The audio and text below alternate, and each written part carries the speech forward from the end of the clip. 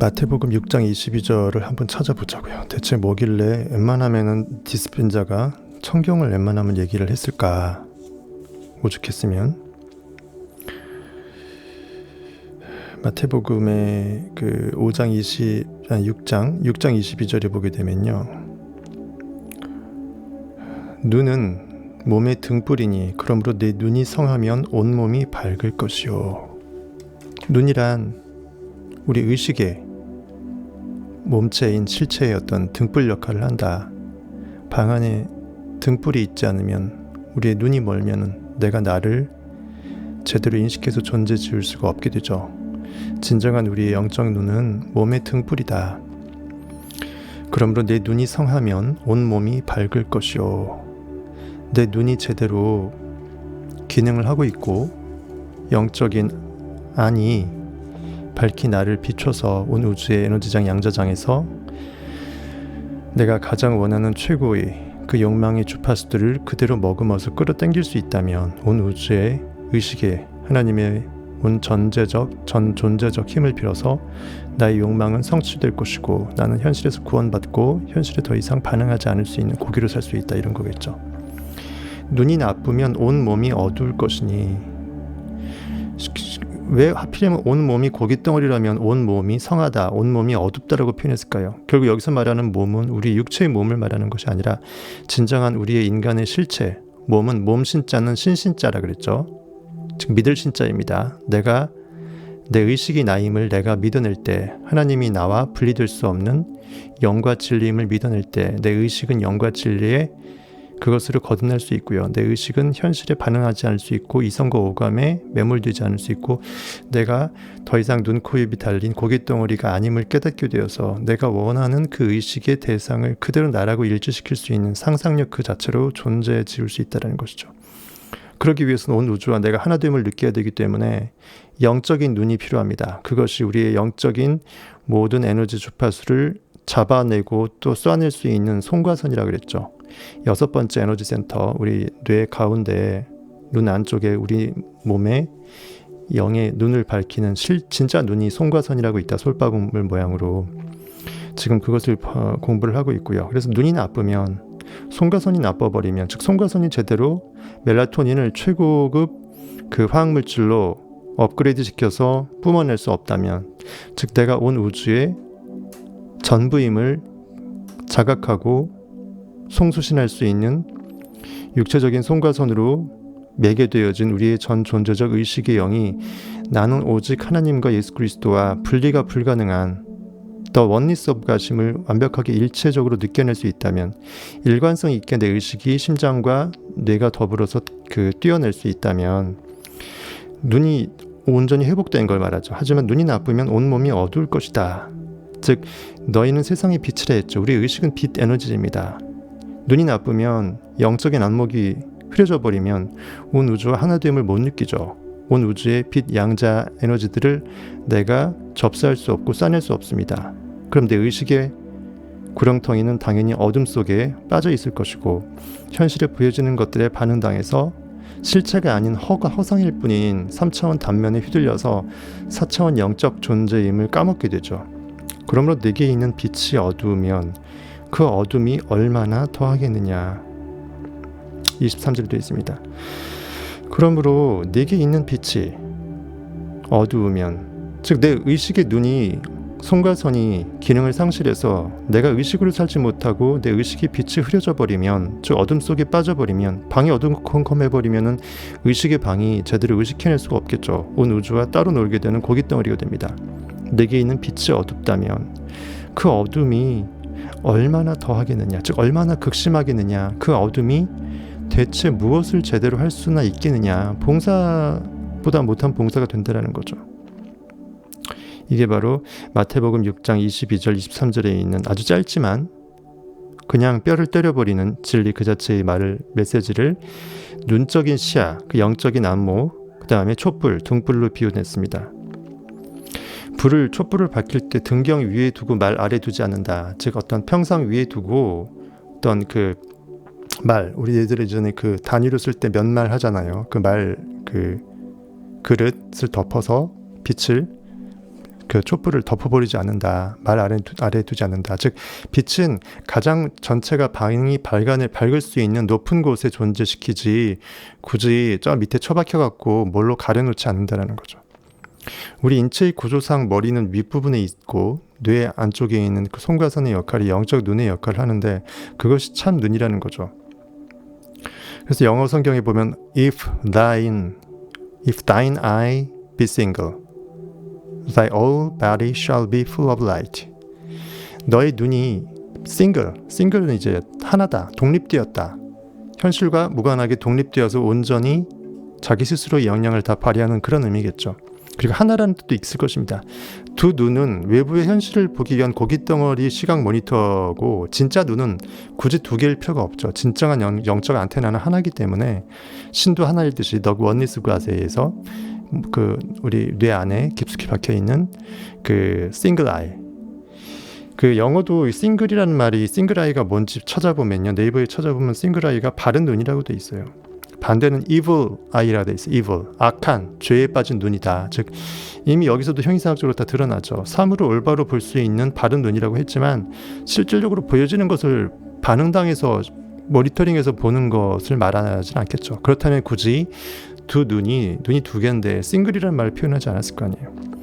영어 성경에서도 If thine eye be single 했듯이 내 눈이 정말 하나라면, 내 눈이 정말 우리 그 영적인 눈으로서 제대로 하나로서 바로 서게 됐다면 육의 껍데기에 있는 두 구멍 안에 있는 이 눈이 참 눈이 아님을 깨닫는다면 이 뜻이겠죠. If thine eye be single 이 뜻이에요. single. 진짜 single eye는 내 안에 영적인 눈이고 그것은 손과 선이 역할을 하기 때문에 하나로서 족하고 오히려 하나여야만 한다. 영어 일반 네이버 영어 해석에도 single eye가 아닌 것은 evil eye라고 돼 있어요. evil. 즉 죄와 아까운 데 거할 수밖에 없는 눈이다. 즉 눈은 왜 현실의 두 눈은 죄와 아까운 데 거할 수밖에 없는 evil eye일까요? 항상 말했죠. 죄는 형이상학적으로 성경에서 죄는 missing mark다. 눈에 보이는 것에 반응당해서 영적으로 내가 원하는 것을 나는 100억의 부자라고 내가 못 느껴내면 헛상상이 돼버리죠. 믿음이 없어서는 내가 원하는 것을 성취할 수 없습니다. 근데 현실에 반응당하는 두 눈이 똑바로 뜨고 내가 통장에 빵원임을 마이너스 10억임을 내가 보고 있죠. 이 두 눈이 그래서 나를 죄에 빠뜨릴 수밖에 없는 미싱 마크 시킬 수밖에 없는 눈이다 해서 evil eye라고 대놓고 표현했어요. 네이버에서도 표현되어 있어요. 찾아보세요. single eye 반대말 evil eye. 그럼 진짜 하나일 수밖에 없는 영과 진리는 신은 하나인데 그 하나의 눈의 역할을 하는 것은 신적 눈은 결국 우리 눈 안에 실제로 뇌 쪽에 있는 single eye, 그 송과선이라는 거죠. 그래서 if thine eye be single, the whole body, 우리의 몸 전체, 우리 단순 육체적인 몸이 아니겠죠. 우리 뇌에 박혀있는 송수신의 안테나는 전 우주적인 방을 밝히는 유일한 촛불이기 때문에 이 송과선이야말로 the whole body, 그 모든 우리의 전 존재적 의식의 전부가 온 우주의 방 안에서 제대로 양자 에너지가 제대로 발전되고 온 우주의 양자장과 하나가 되어서 일체성을 느껴서 일관성 있게 coherence, 일관성 있게 자기 역할을 할 수 있을 때 비로소 우리의 몸은 진짜 몸은 고기가 아님을 뜻하고 있죠. The whole body, 우리의 진짜 전 존재적 의식은 온 우주와 하나임을 the oneness of God, I am, 나는 존재한다. 존재의 의식 그 자체, 모든 관념을 다 무한대의 가능성으로 담고 있는 잠재의 의식 그 자체, 무한대의 의식의 전체 집합 유로서 온전히 내가 하나로서 나됨을 느끼는 그 순간이 되죠. 그래서 너희는 가만히 있어 내 의식이 하나님 됨 알지어다라고 성경에 되어 있는 것입니다. 전쟁은 하나님께 속한 것이니 힘으로도 능으로도 아니오 오직 성령으로 하는 것인데 너희들은 그 가만히 열을 서서 잠잠히 마음을 정비하고 앉아있으라. 5천 명을 먹일 때 다 앉아있었어요. 하나님이 일한다. 이미 전쟁은 승리했다. 그겁니다. 영적 전쟁은 영의 눈으로, 영의 안목으로, 영의 통찰로, 영의 믿음으로 하는 것이지 현실에서의 어떤 엄청난 위력과 창과 검과 권력으로 할 수 있는 것이 아니다라는 거죠. 그래서 에너지 센터를 상징하는 1, 2, 3가 하복부 쪽에 성욕, 식욕, 그 다음 권력욕이 1, 2, 3가 있는 것도 분명히 무의미하지 않다는 거죠. 다 이유가 있는 것입니다. 그것을 가슴 위쪽으로 끌어올렸을 때 우리는 진짜 제대로 된 의식으로 살 수 있고, 그때 우리의 상상력은 세상을 향해서 나의 욕망을 명령할 수 있는 권한을 부여받게 되고, 온 우주의 양자 에너지는 제대로 나의 통제를 받아서 오케스트라 지휘자에 의해서 제대로 지휘가 될 수 있다는 거죠. 그래서 알라딘 요술램프 지니는 주인님을 위해서 열일할 수밖에 없다는 것입니다.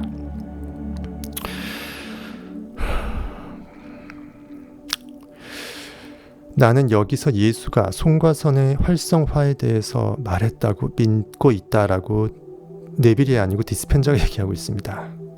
손과 손의 활성화가 즉 믿음의 영적 눈의 활성화, 즉 성경으로 말하면 시몬 베드로가 일을 하게 되는 거죠. 믿음은 들음에서 나는데 들어서 믿어내게 됐을 때 믿음은 반석의 역할을 한다. 게바, 베드로, 반석 역할을 한다. 12제자, 수제자, 예수 그리스도와 하나 같이 일할 수밖에 없는 제자, 내가 마음에 불러져 있는 아포스톨로스, 디사이플, 불러진 그 마음의 상태 중에 가장 중요한 것은 믿음이라 그랬죠. 여기서 말하는 믿음의 눈이라는 게 믿음의 눈을 뜬다, 불을 킨다, 성령의 불, 여러 가지 상징되는 게 우리 신체 구조 중에서는 이 심장이 물론 당연히 모든 어떤 매그네틱 에너지를 몇천 배 이상 뇌보다 분출하게 되고 심장이 잠재의식의 상징이긴 하지만 그것이 뇌하고 교호할 때 가장 이제 의미 있게 뇌 쪽에서 그 핵심적인 영적 눈 역할을 하는 것이 손과 손이다 이거죠. 여러분들이 심장과 손과 손만 깨어날 수 있다면 끝나는 거예요. 게임 끝. 근데 이제 물질적으로 표현해서 그런 것이고 우리가 영적으로 깨어나게 되면 네빌 고다 시리즈를 통해서 여러분들이 진짜 나는 의식이지 팔다리가 아니다, 고기가 아니다, 뭐 진짜 깨닫게 되면 성경을 정말 형이상학적으로 저처럼 봐낼 수 있는 통찰이 생기게 되면 지식적인 문제를 얘기하는 게 아니라 그 정도의 안목이 생기면 내가 고기일 수가 없다라는 거가 완벽하게 증거되기 때문이에요. 달달 외운다고 되는 게 아니에요. 제가 그것을 해석해드린 거 달달 외우면 뭐합니까? 아무 의미 없어요. 그것이 그렇게 해석이 될 수밖에 없을 정도로 전 존재적으로 내 의식이 깨어났다라는 그것이 중요하다는 것입니다. 거기서 내가 의식이 전부임을 확증할 수밖에 없는 내 그 의식의 눈이 그만큼 스케일이 시야가 확보되었다라는 그 전제이기 때문에 그것이 중요하다라는 거예요. 그래서 네빌 고다드도 부단히 충분히 압둘라한테도 충분히 배웠음에도 불구하고 부단히 죽을 때까지 계속 성경을 묵상했잖아요. 몰라서 묵상했을까요? 아니에요. 내 의식을 나날이 계속 깨우기 위해서 계속 철이철을 날카롭게 한 것처럼 성경이라는 바이블을 계속 묵상했던 것입니다. 우리도 그렇게 하기를 바라고요. 여러분들도 성경책 하나씩 다 사셔서 네빌 고다드부터 제가 성경 해석했던 것들 스스로 한번 해석도 해보고 자기 것으로 완벽하게 만들 수 있으면 여러분들의 삶이, 여러분들의 집안 자체가 달라질 거예요.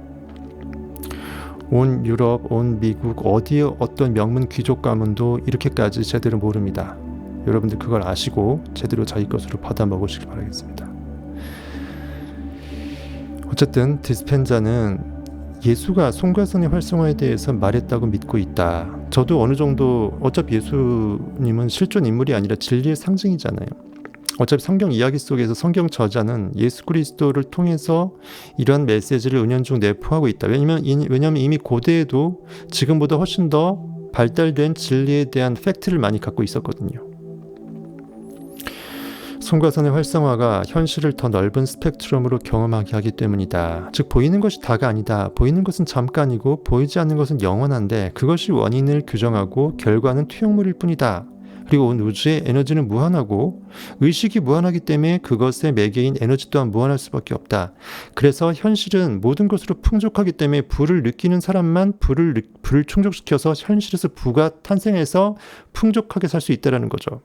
여기서 말하는 부는 꼭 물질적인 것만이 아니라 모든 자유를 말하는 것입니다. 그래서 남과 내가 굳이 경쟁할 필요가 없음을 깨닫는 사람만이 내가 전 존재적으로 다른 사람들과 더불어서 이타적으로 같이 갈 수 있다는 거죠. 지극히 이타적인 것이 지극히 이기적인 것에서 맞닿지 않는다고 제가 얘기했죠. 영적으로 내가 온전히 내 안에 있는 IM이 온 우주의 전부라고 이기적으로 나를 완벽하게 하나님의 상태로 쭉 올릴 수 있는 존재만 온 우주를 품어내서 결국 결과론적으로 저 사람 안에 있는 IM과 내 안에 있는 IM이 다르지 않은 동일한 IM을 느끼게 되는 순간까지 온다는 것이죠.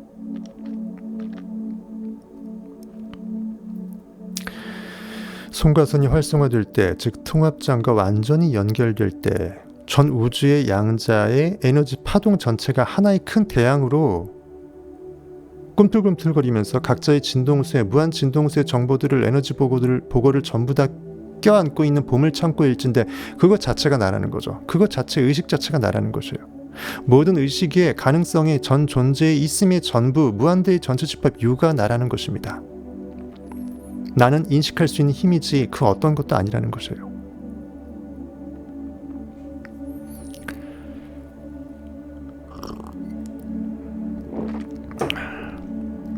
송가선이, 이러한 송가선, 그런 4개 역할하는 송가선 안테나가, 송수신 안테나가 활성화될 때, 즉 통합장과 완전히 연결될 때 우리 몸 전체가, 우리 전 존재적 의식이 완벽하게 에너지와 빛으로, 양자장으로 연결되어서 채워지는 그 느낌은 우리 학생들이 이미 수도 없이 증명한 사실이다. 디스펜자 말입니다.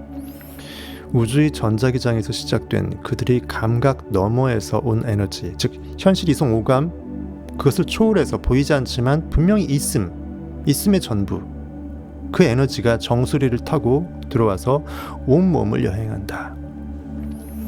이런 일이 일어나면 그들은 각자의 메모리 기반에 상관없이, 여태까지 얼마나 머리가 나쁘던 좋던, 환경이 어떻든 상관없이, 각자 삶의 기대치가 무엇이었든, 완전히 바보였던 거지였던 상관없이 완벽하게 진리를 깨어나는 것이에요. 성경에서 무식한 베드로가 완벽하게 수제자가 되는 것입니다. 모든 정보를 무한정 다운로드 받을 수 있다. 이 모든 일이 송가선에 있는 멜라토닌의 화학적 변화에서 비롯된다. 멜라토닌이 평소에는 그냥 멜라토닌이었다가, 물론 그것도 좋죠. 하지만 그것이 완벽하게 영이 깨어났을 때 멜라토닌, 슈퍼 멜라토닌이 되어버린다는 거예요. 오랜 연구 끝에 나는 다음과 같이 송가선에 대한 나만의 정의를 내리게 되었다. 디스펜자가 송가선을 한번 정의를 해봤습니다. 송가선은 에너지 진동 신호, 즉 양자장으로 알려진 감각 너머, 오감 너머의 주파수, 에너지 진동하는 그런 모든 주파수는 정보를 갖고 있잖아요. 그런 에너지 진동 신호의 변환을 통해 정보를 받거나 또는 보내며, 그 정보를 마치 TV 안테나가 TV 스크린에 이미지를 띄워주는 것처럼 생물학적 조직 속에 의미 있는 이미지 형태로, 즉 뇌와 마음 속에 의미 있는 이미지 형태로, 스크린 형태로 해석해주는, 펼쳐내주는 그러한 결정체, 방에서 결정체로 되어 있다고 그랬잖아요. 송가선이요.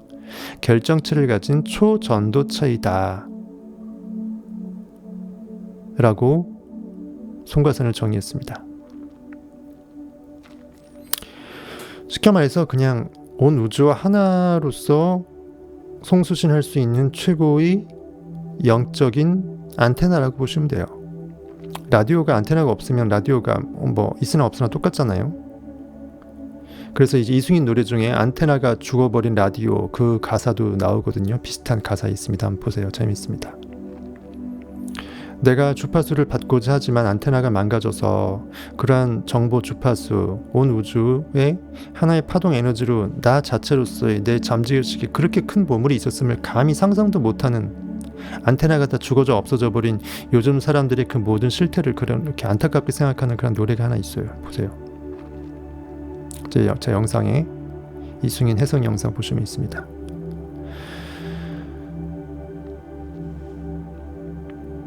송가선이 활성화될 때 우리는 뇌 속에 아주 작은 안테나를 하나 갖게 되고, 그것이 더 높은 주파수를 잡아낼수록, 높은 주파수라는 것은 더 높은 의미의 가치 있는 무한대의 정말 꿈만 같은 그 좋은 것들을 말하는 것입니다.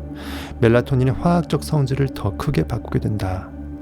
그래서 성경, 제가 자주 말했지만 저 높은 곳을 향하여, 그런 찬송가도 그렇게 있는 겁니다. 저 높은 곳을 향하여 날마다 나아갑니다. 내 뜻과 정성 모두로, 뜻과 정성, 내 마음과 뜻과 정성, 그 모든 것, 내 의식의 전부의 생명력, 힘을, 온갖 사랑의 전부를 완벽하게 I am that, 나는 온 우주와 하나이다 라고 느껴버리는 것이에요. 그렇게 됐을 때 의식은 아주 높은 곳으로 에너지를 쏴낼 수 있고 그 높은 주파수와 나는 하나됨을 송가선을 통해서 교감할 수 있다는 것입니다. 그 가운데 욕망이 생기게 되면 그 욕망이 이루어지지 못할 것이 무엇이 있겠습니까? 그래서 할 수 있거든이 무엇이냐? 믿는 자에게는 능치 못할 일이 없는 일이라고 성경에 되어 있는 것이에요. 의식이 간절히 원하는데 믿지를 못해. 그럼 원하지 말아야 된다는 말입니다. 원하면 기꺼이 믿어낼 수 있어야 된다는 거죠. 믿는 건 다른 게 아니에요. 느껴내는 것이에요. 이미 성취되었음을 내가 부르르 떨면서 황홀하게 느껴내면서 영적 오감을 총동원해서 그것을 내가 성취 이후의 결과의 상태를 다 느껴내는 것입니다. 이러한 화학적 변화의 결과 우리는 멜라토닌이 보통 만들어내는 경험과는 아주 다른 경험을 하게 된다. 아니 실제에 대한 훨씬 더 분명한 그림을 보게 된다고 하는 표현이 낫겠다. 즉 진정한 리얼리티, 실제는 현실에 보여지는 것이 아니라는 거죠. 매우 다른 경험은 내 영적 눈이 깨어났을 때 송가선을 통해서 내가 실감하게 될 그 이미지, 영상, 3차원적인 입체 영화처럼 보이는 실감날 수밖에 없는 그러한 그 내 영적인 영화를 내가 플레이시키는 것입니다. 이렇게 생각해보자. 어떤 영화를 1960년대에 TV 스크린으로만 보다가 갑자기 360도 IMAX 3D 화면 서라운드 시스템과 함께 보면 어떨까? 주파수가 높을수록 그 차이는 더 크게 느껴질 것이다. 꿈꾸는 신경 전달 물질 멜라토닌이 더 강력하고 확실한 신경 전달 물질로 진화해 우리가 꾸는 꿈을 더 실제처럼 만들어준다. 몸의 신체에 이런 구조나 송가선이 있다는 것 자체가 이미 신이 확실히 있다는 거죠. 우리의 육체를 원인 세계의 의식의 전 존재적 가시 존재해서 만들었어야 가능한 일이라는 것입니다. 하지만 뇌과학자 입장에서는 보이는 것을 물질을 통해서 인체의 어떤 부위, 기관을 통해서 해석을 할 수밖에 없기 때문에 송가선이 왔다라고 얘기할 수밖에 없는 거예요. 송가선 또한 현실에 보여주는 결과물이죠. 그렇잖아요. 인체 고깃덩어리니까. 당연히 그거의 원인 세계가 따로 있겠죠. 송가선이 송골선 될 수 있도록 역할을 할 수 있도록 해주는 원인 세계의 에너지 힘은 우리 안에 있는 전 존재 의식 하나님이에요. 성경에서 말하는. 송가선을 너무 신처럼 받들어도 우상입니다. 하나님은 영이에요. 진리는 영 그 자체이고 그 마음의 법칙이지 겨우 송가선 이게 쌀알보다 조금 클까 말까는 이런 그 단백질 덩어리가 아니에요. 이런 기관이 이렇게 신묘막측하게 역할할 수 있다는 것 자체가 이미 신비로운 영적인 그 이면에 진리가 있다는 전제잖아요. 송가선과 함께 이 과정 전체에 관여하는 숨은 공모자가 또 있는데 바로 뇌하수체이다. 우리 가장 7번째 우리 센터라고 할 수 있는 정수리적 뇌하수체. 뇌하수체는 서양 배처럼 생겼으며 콧대 뒤쪽, 콧대 뒤쪽 우리 뇌의 한 중간에 위치하고 있다. 앞쪽 전엽은 우리 에너지 센터들 각각과 관련된 분비선과 호르몬에 영향을 주는 화학 물질들을 만드는 일을 한다. 송가선이 활성화되면서 업그레이드된 대사 물질들이 분비되면 뇌하수체 뒤쪽, 즉 후엽이 깨어나면서 옥시토신과 바소프레신이라는 두 가지 중요한 화학 물질이 만들어지기 시작한다고 합니다. 옥시크린이 아니고 옥시토신이에요. 옥시토신, 바소프레신, 옥시토신. 옥시토신은 뭐다? 사랑과 기쁨 같은 고양된 감정을 만들어내는 물질이다. 옥시토신은 감정적 연결의 화학물질 또는 유대감 호르몬이라고 불린다. 옥시토신 수치가 정상 이상일 때 사람들은 대부분 강렬한 사랑과 용서, 자비, 기쁨, 온전함의 감정을 느낄 때 연민은 빼버리세요. 연민은 부정적인 용어입니다. 자꾸 연민이 있는데 연민은 안 좋은 거예요. 이는 외부의 무엇과도 바꾸고 싶지 않은 내면의 상태로서 이 상태가 결국은 조건 없는 사랑의 시작이다. unconditioned, 조건이 없는 온 전체가 온 우주 전체가 나이기 때문에 내가 나 사이의 끼리 굳이 싸울 필요가 없는 거죠. 내 마음이 한 마음인 것처럼 온 우주의 의식이 한 마음이 한 마음이라는 것입니다. 조건 없는 사랑의 시작을 알리는 것이 이 옥시토신이라는 것이에요. 연구에 따르면 옥시토신 수치가 특정 수치 이상으로 올라가면 원한이나 유감의 감정을 더 이상 유지하기 어렵다고 합니다. 아무리 천년 원수, 철천지 원수래도 원수로서의 느낌이 없어진다는 거예요. 추리 대학에서는 49명의 참가자들을 대상으로 옥시토신 관련 연구를 하나 실행했는데, 참가자들로 하여금 신뢰 게임, 트러스트 게임이라고 알려진 게임을 약간 변형시켜 12차례 연속으로 하게 했다. 이 놀이에서는 돈을 좀 가진 투자자가 그 돈을 그냥 자기가 계속 갖고 있을지 아니면 일부를 다른 게임 참가자, 즉 신탁자와 공유할지를 결정해야 한다. 공유하기로 결정하면 액수가 얼마가 됐든 그 돈은 자동으로 3배로 뛰게 된다고 합니다. 공유를 장려하기 위함이겠죠. 그러면 이번에는 신탁자가 3배로 뛴 그 돈을 투자자에게는 한 푼도 주지 않고 혼자 다 가질지, 즉 배신할지 아니면 다시 투자자와 공유할지를 결정해야 한다. 게임의 법칙이 그런 거예요. 투자자는 물론 수익을 나눠 갖고 싶어 한다. 하지만 신탁자에게는 이미 나한테 주어진 돈이니까 들고 튈 수가 있잖아요. 그 돈을 혼자 갖는 것이 기본적으로 이득이므로 결과적으로 배신이 난무하는 게임이 돼버린다고 합니다. 이기적인 행동이 신탁자에게는 이득인 반면 내 돈 내가 먼저 공유했던 그 투자자에게는 손실을 안기기 때문이다. 그런데 이 상황에서 옥시토신이 투여되면 어떻게 될까라고 한번 테스트해봤어요. 연구원들은 게임이 시작되기 전 일부 참가자들에게는 코 속으로 옥시토신을 뿌리고 나머지 참가자들에게는 플라시보 용액을 뿌렸다. 그 다음 연구원들은 투자자들이 얼마를 투자할지, 신탁자를 신뢰할지 말지를 결정할 때 기능적 자기 공명 기록법으로 그들의 뇌 사진을 찍었다고 합니다. Functional Magnetic Resonance Imaging이라고 해서 fMRI, Functional, 기능적인 자기공명기록법, fMRI. 6번째 게임이 끝나자 투자자들은 다시 자신들의 투자에 대한 피드백을 받고 신탁자들 절반으로부터 배신당했음을 알게 되었다. 딱 반으로 나눴다는 거죠.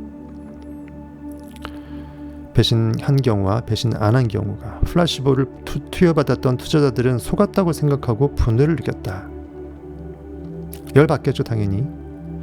그래서 나머지 6차례 게임에서는 투자를 거의 하지 않게 되었다. 하지만 옥시토신을 투여받았던 투자자들은 이렇게 돈이 날아갔어요. 배신을 당했음에도 앞서 했던 그대로 똑같이 투자를 했다.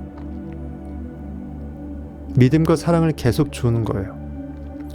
fMRI 사진을 보면 이 게임으로 가장 큰 영향을 받은 뇌의 부분은 두려움, 불안, 스트레스, 공격성과 관련 있는 편도체, 생존 모드를 주관하는 그 편도체와 긍정적인 피드백을 기초로 미래의 행동을 안내하는 등쪽 선조체였다.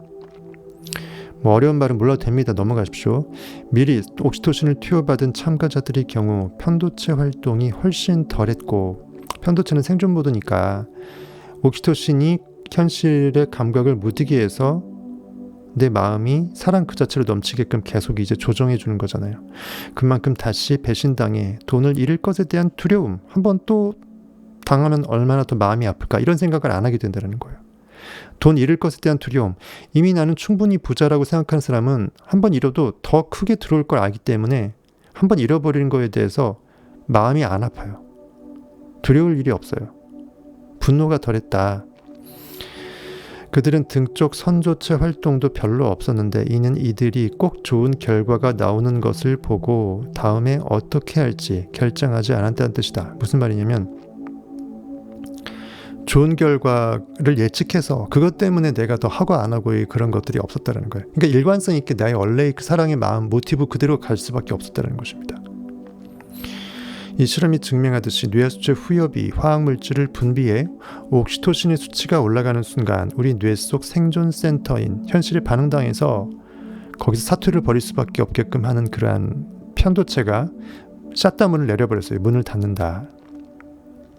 그냥 개점 휴업하는 거예요. 일 안 하는 것입니다. 두려움, 슬픔, 고통, 불안, 공격성, 분노의 신경 회로들이 차분해지는 것이다. 더 이상 현실에서 굳이 원치도 않는 그러한 감정에 매몰되지 않을 수 있는 자유함을 찾게 되는 것이라는 거죠. 설사 비록 배신당한 상황이 벌어져도 배신당한 이 지금 현실의 지금 순간 사건도 개무시할 수 있는 영적인 충만함이, 자유함이, 영적인 부요함이 이미 내 안에 있다라는 것입니다. 돈을 잃었지만 배신당했지만 잃었다 배신당했다 두렵다 나는 그만큼 돈이 줄었다 이런 생각을 안 하는 거예요. 진정한 부는 마음에 있기 때문에 나는 더 훨씬 많은 돈이 들어올 것이라고 확실하게 내가 느끼는 사람은 중간에 잠깐 변동사항 같은 경우는 개무시해버린다는 거죠. 어차피 크게 보면 계속 우상향하면서 나는 발전될 것이기 때문에 이미 모든 것이 엘샤다이 모든 것이 충분히 있다. 그것을 내가 완벽하게 내 안에 있는 하나님 IM의 전능의식을 느껴낸다면 현실에서의 그 배신 행위나 안 좋은 상황도 개무시하고 넘어갈 수 있다는 거예요. 나의 기존적인 삶의 노선을 변화시키지 않는다는 것입니다. 그때 우리는 인생에 대한 사랑만을 느낀다. 우리 팀은 워크숍 전후로 학생들의 옥시토신 수치를 측정한다. 워크숍이 끝날 때쯤이면 그 수치가 상당히 올라가는 학생들이 있다. 인터뷰에 보면 그런 학생들은 대개 이렇게 말한다. 그냥 제 인생도 사람들도 모두 사랑스러웠어요. 이 느낌이 사라지지 않았으면 좋겠어요.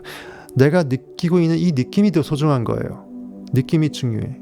현실에 팩트에 반응당할 겨를을 거기서 뭐가 더 불어나고 줄어들고 거기서 오는 스트레스가 중요한 것이 아니라 이미 느껴버린 이 마음이 소중하다. 이미 느껴버린 사랑의 느낌이 더 소중하다. 이것을 잃지 않고 싶어함이 더 간절했다는 거죠. 즉 무엇이 중원디 게임에서 무엇이 중원디를 자각한 거예요. 현실의 이 머니 게임에서의 수치가 중요한 것이 아니라 내가 이미 모든 것이 가장 좋은 상태에 있다라고 사랑 가운데 있다라고 사랑은 모든 풍요와 부와 행복과 자유를 다 머금고 있는 총합적인 거잖아요. 그 느낌이 잃어버리는 것이 그 느낌을 잃어버리는 것만이 오직 나한테 불안과 두려움의 전부일 거라는 것입니다. 이것이 진정한 부의 마인드입니다. 풍요의 마인드고 사랑의 마인드예요. 이 느낌만큼은 영원히 기억하고 싶어요. 이게 원래의 저 자신이니까요. 무슨 내빌고다도 아니고 엄청난 이런 말을 했어요. 어린 학생들이 이런 말들을 해요. 마치 그 현실에 대해서 초월한 해탈자적 마인드의 말을 하잖아요.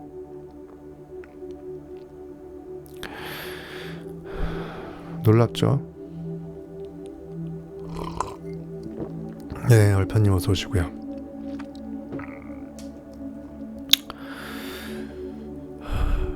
그러니까 완벽하게 여러분들이 영적으로 깨어나기 전에 내가 원래 세상적으로 천재였는지 바보였는지 아무 중요하지 않다라는 거예요. 모든 사람이 전부 다 엄청난 천재가 되어서 아인슈타인 될 필요도 없고요.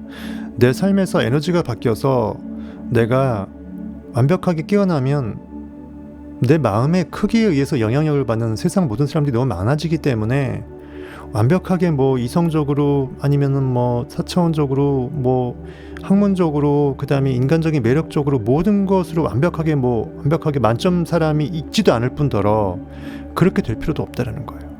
최고의 학자가 되어야 최고의 신비주의자가 될 수 있다라는 착각을 하지 마세요. 최고의 학자는 남한테 전달을 할 수 있는 것에서 학자일 수는 있지만 자기가 자기 삶을 자기 머리 깎는 것은 별개예요. 여러분들이 달란트가 물론 그것을 남한테 전하는 그런 것이 있다 그러면 하면 좋죠. 얼마나 좋은 거예요. 하지만 스트레스 받지 말라고요. 내가 마왕이 저렇게 해설하는데 왜 나는 저렇게 해설을 못할까? 예를 들어 이런 스트레스도 필요 없고, 그러니까 학문적으로 아는 것은요, 내가 그것을 건져서 써먹을 수 있기 위해서 필요할 뿐이에요. 내가 실질적으로 이것을 해설 설명 못하더라도 내가 실제로 써먹을 수만 있다면 나는 무식한 베드로지만 최고의 베드로가 될 수 있는 거죠. 성경으로 따지면. 그 디스펜자처럼 전부 다 뇌과학자가 될 수도 없고 될 필요도 없다는 거예요. 중요한 것만 딱 제대로 탁탁 해갖고 내가 그거대로 살아내면 돼. 거기서 내가 현실에 계속 반응당할 때마다 나를 너무 자책하지 말고, 너무 나를 뭐라고 하지 말고, 아, 나는 할 수 있다. 나는 사랑 그 자체지. 내가 좋게 느끼는 이 순간에 항상 좋은 것으로 느끼고자 하는, 사랑 그 자체로 느끼고자 하는 이 테스트, 이 학생처럼 내가 원하는 그 마음 상태를 부단히 유지하기 위해서 사투를 벌이면 내 안에 있는 진리는 알아서 지가 깨어나요. 어느 순간은 현실이 이제 내가 아님을 깨닫게 될 때가 올 때가 오겠죠. 될 때까지 하면 됩니다. 될 때까지. 송가선이 활발히 움직일 때 뇌하수체는 황이뇨 호르몬 바소프레신도 분비한다. 이쪽 옥시토신도 좋지만 바소프레신도 있대요. 항이뇨, 그러니까 오줌을 덜 누울 수 있게끔, 화장실 덜 갈 수 있게끔 하는 항이뇨적인 호르몬이 바소프레신이래요. 즉 수분을 몸에 더 함축시키는 거죠. 오래 수분이 있어야지 전자기적인 어떤 이온 활동이 가능할 거잖아요. 너무 몸에서 탈수 증세가 많이 일어나는 것도 몸에 안 좋거든요. 화장실을 오래 간다는 것은 그런 의미에서 내가 제대로 수분을 충분히 머금어낼 수 있는 능력이 떨어지는 것이라고 볼 수 있다는 거죠. 바소프레신이 필요한 것입니다. 이처럼 명상을 하고 송가선이 활발히 움직일 때는요, 화장실도 잊어버린다는 겁니다. 몸이 충분히 수분이 머금어져서 완벽하게 I am that, 영적으로 안테나를 고쳐 세울 수 있는데 계속 쓰기 때문에 없던 수분도 뽑아와야 될 판이기 때문에 화장실 가지 말라는 거예요. 이때 우리 몸은 자연스럽게 수분을 유지시켜 몸에 물기가 많아지게 만든다. 양자장에서 오는 엄청난 주파수를 잘 처리하고 해석해 세포로 보내야 하는 상황이라면 도관, 그 물길이죠. 도관으로 기능할 이 물이 필요하기 때문에 이것은 아주 중요한 준비 작업이라고 할 수 있다. 더불어 바소프레신 수치가 올라가면 갑상선이 훨씬 더 안정된다. 목 쪽에 있는 갑상선이 있죠. 갑상선이 안정되면 이는 흉선과 가슴에 있는 흉선과 심장에 영향을 주고, 이는 또 그 신장 쪽에 있는 부신이 있습니다. 부신, 신장 위쪽에 부신에 영향을 끼치며 이는 연이어 췌장에 영향을 주고, 이에 췌장은 마지막 생식 기관에 이르기까지 모든 기관에 연쇄적으로 긍정적인 효과를 폭포수처럼 쏟아낸다고 합니다. 수분을 이렇게 머금어내는 바소프레신이 송가선의 활발한 영적인 그 몰입에 의해서 더 투여가 되게 되면 온 몸이 완벽하게 수분을 흠뻑 적셔내는 것에 완벽하게 이제 일체성이 생긴다는 거죠. 이러한 높은 주파수들에 조율하면 가시광선보다 주파수가 빠른 다른 종류의 빛을 만나게 되고, 즉 가시, 눈으로 볼 수 있는 것 그 너머 훨씬 더 많은 에너지 주파수가 훨씬 많았잖아요. 이때 갑자기 우리 내면의 더 큰 지성이 깨어난다. 진짜 나의 영적, 신적 권능의 그 인식의 힘이 깨어난다는 거예요. 하나님과 나는 분리가 불가능합니다. 제발 깨어나십시오. 성경을 그렇게 봐도 모르고 교회 40년, 50년 권사, 집사면 뭐합니까? 목사면 뭐예요? 엉터리를 알고 있는데. 하나님을 나와 분리시키면 왜 하나님을 우리가 아버지라고 부릅니까? 하나님은 영이라며요. 영은 눈에 안 보이는 건데 하나님과 나를 분리시키면 나 따로 있고 하나님 따로 있고 고깃덩어리처럼 분리시켜버리면서 어떻게 하나님을 믿는다고 하면서 하나님을 아버지라고 부릅니까? 제발 깨어나십시오. 내 안에 있는 생각에 내가 존재한다고 생각하는 그 존재의 의식이, 그 의식 자체가, 인식이 힘이 나고 그것이 하나님이라고요. 나와 나의 아버지는 하나라고 예수께서 그렇게 얘기하잖아요. 그것이 진리라고요. 맨날 이렇게 구독을 하지를 말던가, 구독해갖고 5명하고 또 나가버리니까 제가 너무 안타까워서 드리는 말씀이에요. 구독을 아예 안 해버리면 저게 진리 지혜라고 생각을 아예 안 하는 거잖아요. 그런 분들은 괜찮아. 아예 그냥 안 땡겨지니까. 땡기면 와야 되는데 왔다고 왜 다시 나가냐고요. 이렇게 설명을 해줘도 여러분들이 못 받아먹고 못 믿어버리고 가버리면 네빌고다드 책 100번 보세요. 당연히 모르지. 그걸 해석해준 책 제 강의 보고도 헛소리라고 이단이라고 여겨버리는데, 제가 여태까지 성경 해석했던 것 중에 논리적으로 어긋나는 거 있었어요? 하나도 없었어요.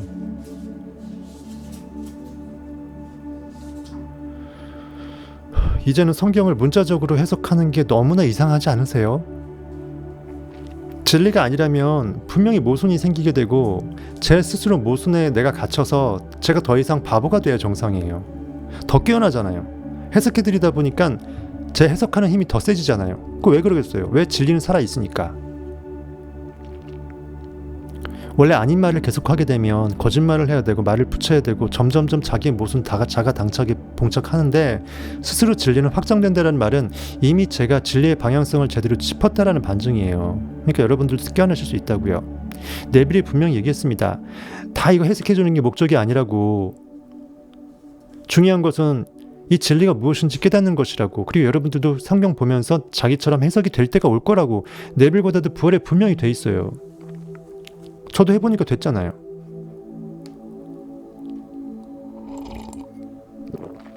송가선이 활성화되어 있기에 우리는 더 높은 주파수를 잡아낼 수 있고, 이에 따라 화학물질의 변화가 이루어진다. 우리가 더 높은 주파수를 잡아낼수록 우리의 화학물질은 더 많이 변화된다.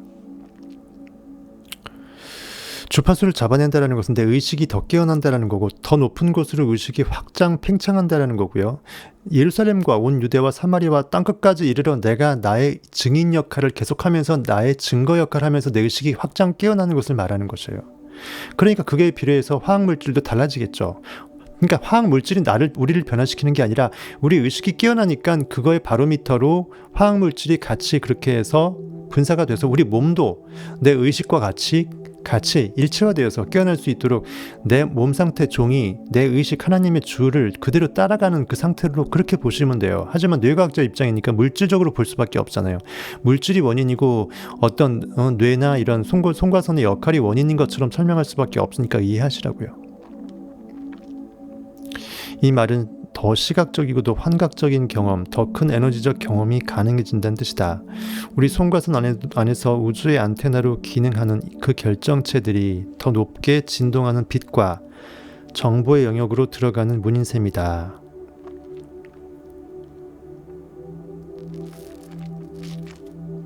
영혼의 언어는 오직 느낌인데, 느낄 수 없으면, 안 그래도 눈에 안 보이는데 이성오감으로 안 만져지는데 느낌조차 없으면 없는 거잖아요, 실제로. 근데 유일하게 4차원적인 것은 feel, 느낌으로써 존재를 존재 지을 수 있잖아요. 그 느낌이 결국 믿음이고요. 느낌, 여기서 말하는 송과선을 통해서 안테나 주파수를 통해서 에너지 주파수로 서로 간에 송수신하는 거라고요. 느낌이 전부라고요.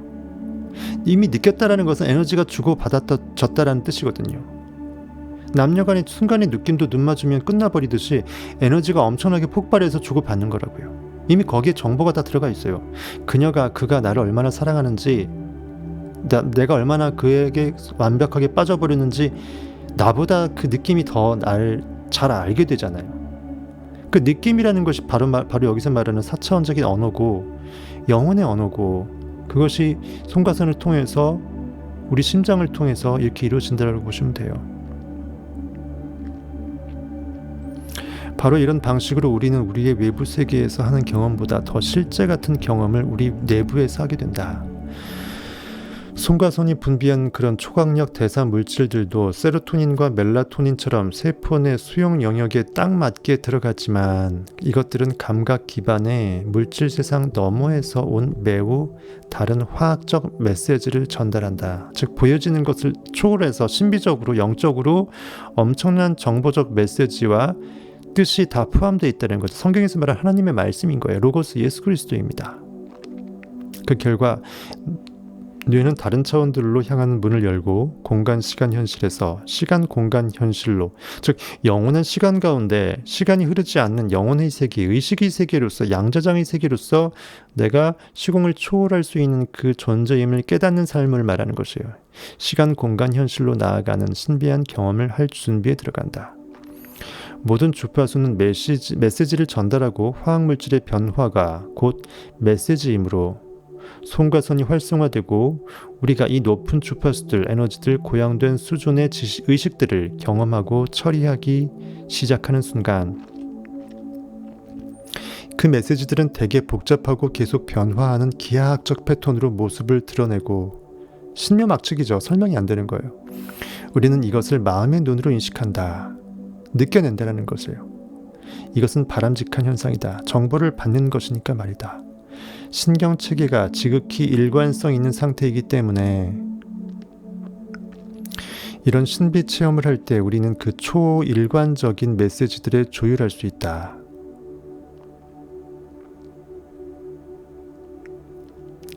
신비로운데 이랬다 저랬다 자기 마음대로 해버리면, 일관적이지 않으면 믿기지가 않고 뭔가 허상으로 느껴질 거 아니에요.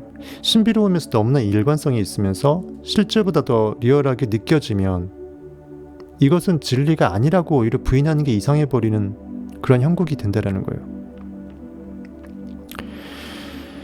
진공의 어둠 속에서 송가선은 이 매우 조직적인 패턴들과 정보의 꾸러미들이 타고 움직이는 소용돌이가 되고, 우리가 그 패턴들의 주의를 보내면 그것들은 마치 만화경을 볼 때처럼 끊임없이 변화하면서 진화해 나간다. TV가 주파수를 잡아서 그것을 화면 속 영상으로 바꾸는 것처럼 송가선도 더 높은 주파수들을 잡아 화학적인 방식으로 선명하고 초현실적인 이미지, 내 영적인 눈으로 보게 되는 영적인 스크린에서의 그 이미지, 적극적인 환상입니다. 그것으로 바꾸는 것이다. 그것이 온 우주 에너지장에 결코 없는 것이라면 잡혀지지도 않을 것이고 내 영적 스크린에 반해지도 못한다는 것이겠죠.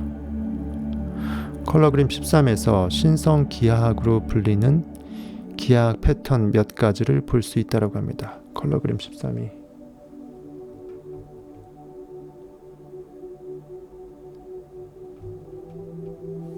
이거였나?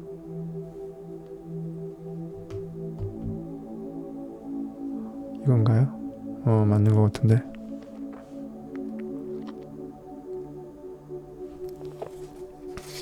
책 중간에 보면 컬러 그림이 따로 있어요.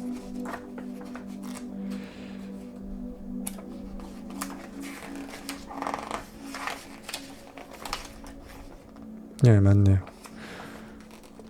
고정된 정보의 파장들 에서 복잡한 기하학적 배열을 보이는, 이걸 프랙탈이라 그러죠. 프랙탈 패턴들은 주파수와 정보의 고정된 파장들이고 우리 뇌에 의해 조정되면 매우 강력한 이미지로 바뀌기도 한다. 여기 그림 속 이미지들은 2차원적이지만 어떤 패턴들이 나타날 수 있는지 상상해 보는 데 도움이 될 것이다. 2차원이지만 실제로 일어나는 것은 완벽한 3D 3차원으로 나타나는데, 이 초현실적인 이러한 이미지들이 작게 보면 이제 하나의 모양이 전체적으로 확대해 보면 또 똑같은 모양으로 되잖아요. 일체화되잖아요. 이런 신비적인 것들이 가능하답니다.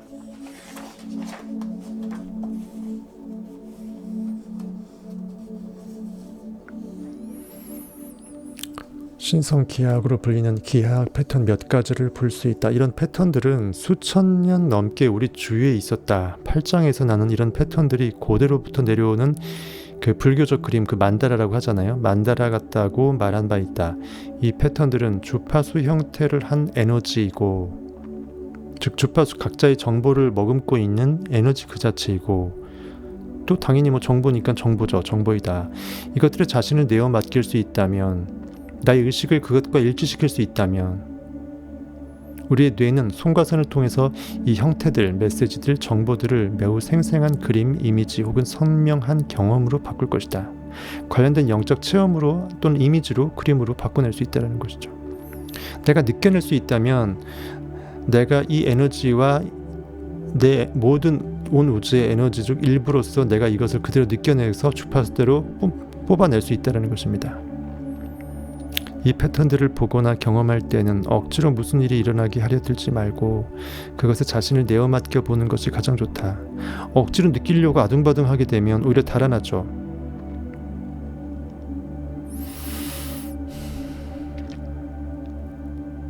이 패턴 혹은 형태들은 2차원이 정적인 것이 아니라 깊이가 있고 살아있으며 수학적이고 매우 일관된 그 프랙탈 모양으로 구성되어 있다. 또 끊임없이 움직이며 말할 수 없이 복잡하다. 이 패턴들은 사이메틱스라는 게 있답니다. 사이메틱스, 음파를 가시화하는, 즉 음파, 소리의 파동을 눈으로 볼 수 있는 것으로 변환시켜주는 기술 혹은 예술 기법을 사이메틱스라고 하는데, 사이메틱스 기술로 실제로 만들어 볼 수도 있다. 그리스어로 웨이브, 파동이란 뜻에서 유래한 이 사이메틱스 는 진동 혹은 주파수로 만들어내는 현상이다. 사이메틱스 그림을 만들어내는 방법은 다음과 같다. 참고로 알아두세요. 오래된 스피커의 앞면을 뜯어내고 눕혀둔다. 스피커에 물을 채우고 빛을 비춘 다음 고전 음악을 틀어 그 스피커로 듣는다. 그러면 음파가 마침내 일관성 있는 정제파, 스탠딩 웨이브라고 해서 그 정지된 상태에서 진동만 하고 진행하지 않는, 움직이지 않고 진행하지 않고 그냥 그대로 서 있는 정상파라고도 하는 그 정제파, 일관성 있는 파동이 왔다 갔다 하지 않고 그대로 이제 배열이 나란한 그런 일관성 있는 정제파, 정상파를 만든다. 이 파동들이 서로 간섭하며 기하학적 패턴을 만들고 그 패턴 안에 또 다른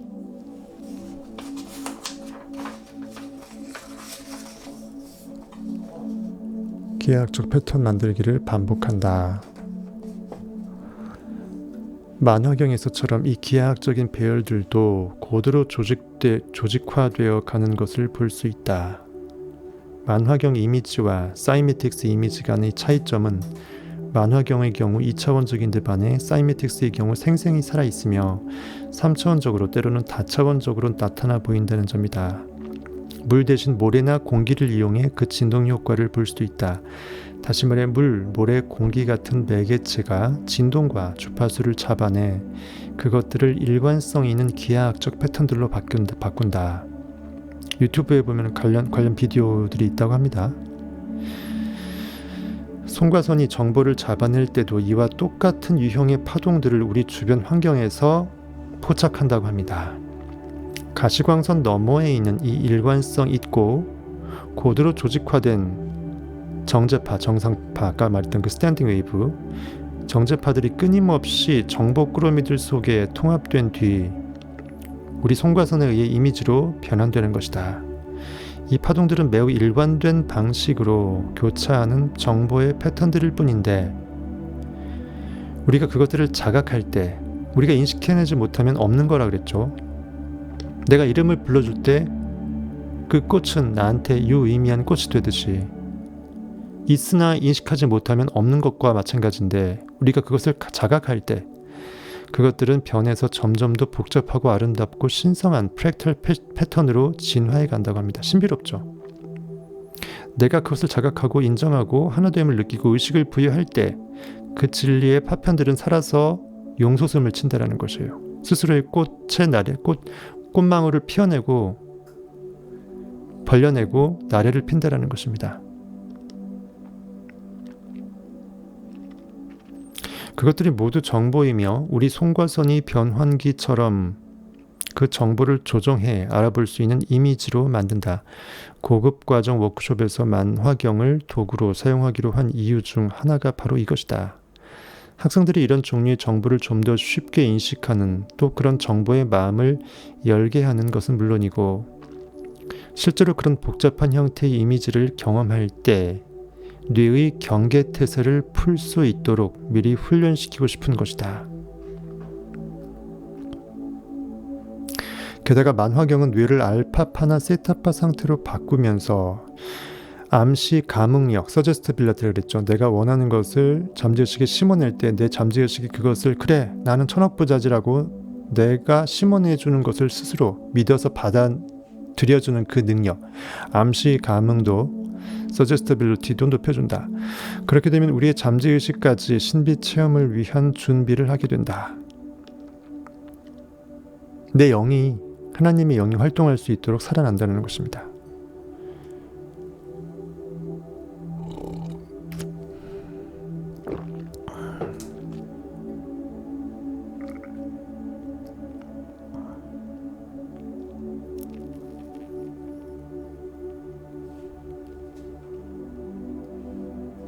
한 시간 지났네요.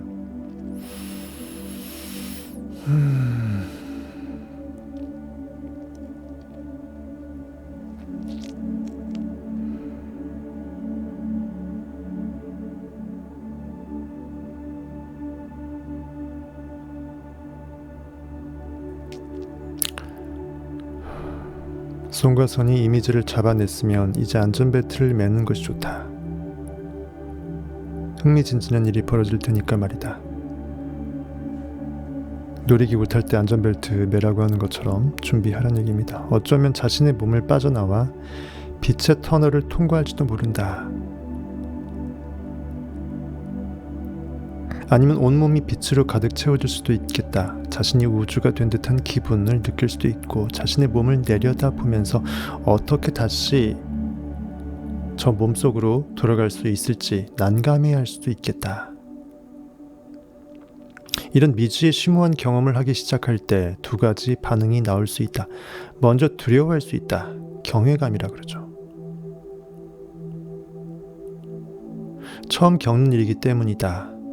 여호와를 경외하는 것이 모든 지혜의 근본이거늘 성경에 되어 있죠. 현실에서 있을 뻔한 상태를 초월한 초월적인 그것을 두려워 떨면서 인정하지 않을 수 있을 때 나는 실체로서의 나의 존재를 접속하게 되는 것입니다. 또 하나는 그래도 믿고 자신을 내맡기는 것이다. 그럼에도 불구하고 나 자신을 그대로 내어 맡기는 것이에요. 하나됨을 계속 내버려 두고 느끼는 것입니다. 마찬가지로 처음 겪는 일이니까 믿고 내맡길수록 더 깊고 심오한 경험을 하게 될 것이다. 그 경험이 너무 심오해서 뇌파를 베타파로 되돌려 다시 깨어나고 싶지 않을 정도이다. 현실에 반응할 수밖에 없는 베타파로 절대로 안 돌아가고 싶은 그런 마음이 생기죠. 우리가 엄청 황홀한 꿈을 꿨을 때 거기서 멈추지 않고 끝장을 보고 잠에서 깨기를 원하는 그 느낌 비슷할 수 있어요. 환상적인 것을 체험하려고 그러는데 거기서 딱 스톱돼 버렸을 때, 꿈에서 깨어났을 때 굉장히 침울해지고 열받잖아요. 꿈이 아쉽기만 하고. 그렇죠? 이때는 자신을 편안하게 내려놓고 이 의식의 초월 상태로 더 깊이 들어갈 때이다. 이 순간에 우리는 잠자는 것도 아니고 깨어있는 것도 아니며 꿈꾸는 것도 아니다. 우리는 이 현실을 초월한 것이다. 나는 더 이상 3차원 단면의 투영물인 이 시공간 그림자가 아님을 깨닫게 되는 거죠. 이때 뇌의 화학작용이 제대로 이루어지고 있다면 몸은 절대적으로 완벽한 고요 속에 있을 것이다. 나와 우리 학생들은 이 상태에 도달하기 위해 늘 연습한다. 온전함, 하나됨, 사랑, 그리고 더 높은 의식의 차원을 경험하기 위해서 말이다. 하지만 이것이 끝이 아니다. 점점점 하고 끝났네요. 화학물질의 변화가 새로운 현실을 창조한다. 물질주의적으로 보면 이렇죠. 하지만 상상현실을 창조하는 것입니다. 여러분들의 보이지 않는 의식의 영의 활동이 현실을 창조하는 것이에요. 지금 이 순간 당신의 모든 감각 기능이 25% 더 좋아진다고 상상해보자. 그러면 보고 듣고 맛보고 냄새 맡고 느끼는 것만으로도 주변의 모든 것을 더 잘 자각하게 될 것이다. 영어로 awareness, A-W-A-R-E, 내가 내 존재를 인지하게 되는 순간을 우린 자각이라고 하죠. 내가 내 실존, 나는 의식하고 있는 의식의 힘이다 라는 것을 인식하고 있는 그 상태가 자각입니다. 내가 나를 영적으로 바라보고 있는 것이에요. 느끼고 있는 것입니다. 자각과 그 다음에 consciousness, 어떤 인식의 행위를 할 수 있는 의식 그 자체이기도 하죠. 우리는 비슷한 말이면서 약간 뉘앙스가 달라요. 자각과 의식은 조금 뉘앙스가 다르지만 사실상 같은 말이에요. 왜? 내가 나를 자각할 수 있을 때 나의 실체는 비로소 의식 그 자체임을 깨닫게 되는 것이고 나는 비로소 참 의식을 할 수 있게 되는 것이니까 같이 갈 수밖에 없습니다. 자각과 의식이 같은 것이라면 의식이 고조될 때 뇌가 받아들이는 에너지도 늘어날 것이다. 의식이 확장된다, 고조된다, 의식이 스스로 팽창한다. 나의 나됨을 내가 인지하는 그것이죠. 그럼 온 우주의 에너지가 전부 다 내 거가 되죠. 나와 저 에너지는 분리가 아닌 것이니까. 전 존재로서 하나이니까. 에너지도 당연히 늘어난다고 보여줄 수밖에 없겠죠. 에너지 변화 없이 의식의 변화는 불가능합니다. 왜? 의식이 완벽한 근원의 그것이라면 에너지는 그것의 3차원적인 매개 역할을 하니까. 그 반대도 마찬가지고요. 뇌는 새로운 의식의 흐름을 처리하는 새로운 주파수와 만날 때 말 그대로 불이 켜진다. 뇌에 불이 켜진다. 송가선에 불이 켜진다. 엄청난 자기가 몰랐던 것을 자각할 때 유레카를 외치죠. 나의 특히 세상의 만물을 보고도 유레카 외치는데 하물며 내가 나의 실존을 제대로 자각하게 됐을 때 내가 이만큼인 줄 알았는데 이만큼이었어? 아니야, 이런 크기를 떠나서 차원적으로 난 이러한 인식의 주체였어? 하나님과 내가 분리가 불가능해? 뭐 이런 것들. 온 우주의 삼라만상의 법칙이 내 마음의 법칙 거기에 다 있었어? 뭐 이런 것들. 보이지 않는 것이 실체였고 보이는 것은 그것의 허상일 뿐이었어? 이런 것들. 나는 날마다 죽느라 사도 바울이 그랬습니다. 어제의 나를, 관념을, 에고를 죽여요. 오늘의 새로운 의식에 팽창된 그 인식 능력자로서 새롭게 탄생하게 돼요. 부활하는 것입니다. 그래서 성경은 새 노래로 여호와께 노래하라. 내 안에는 주 하나님, 나의 의식의 주권자에게 찬양의 노래를 새롭게 하라. 즉 새로운 의식으로서 나를 찬양하는 그 상태를 계속 이뤄내라는 거죠. 그것이 무한대의 의식의 전체집합 이유로서 내가 레저렉션 거듭나는 행위예요. 그래서 우리는 상상을 해야 될 필요가 있고 욕망이 그래서 거기에 동기 매개로서 아주 중요한 역할을 하고 있고 그거의 전제로 우리는 결핍을 느낄 필요가 있다는 것입니다. 결핍이 없으면 욕망의 대상이 없고 나는 더 이상 의식을 새롭게 추구할 의미, 이유조차가 없게 되는 거예요. 이처럼 뇌가 완벽하게 인지 못했던 새로운 개념을 특히 자아의 존재 개념을 확장성 있게 제대로 확 느껴서 불이 켜지게 되면 완벽하게 깨우는 거죠. 그때 천재가 되는 것입니다.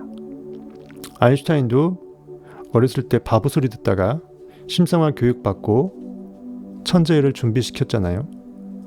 이때 우리는 감각이 증폭되면서 고양된 수준의 자각이 일어난다. 에너지 혹은 주파수가 높을수록 화학물질 전환의 폭도 크고 화학물질의 전환폭이 클수록 경험은 더 생생해진다.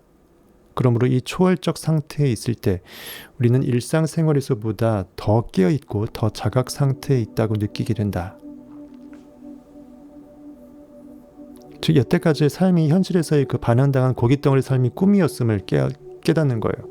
꿈에서 깨어나는 상태가 돼야 꿈이었음을 비로소 자각하게 되듯이 깨어나기 전에는 그게 꿈인지 알 수가 없잖아요.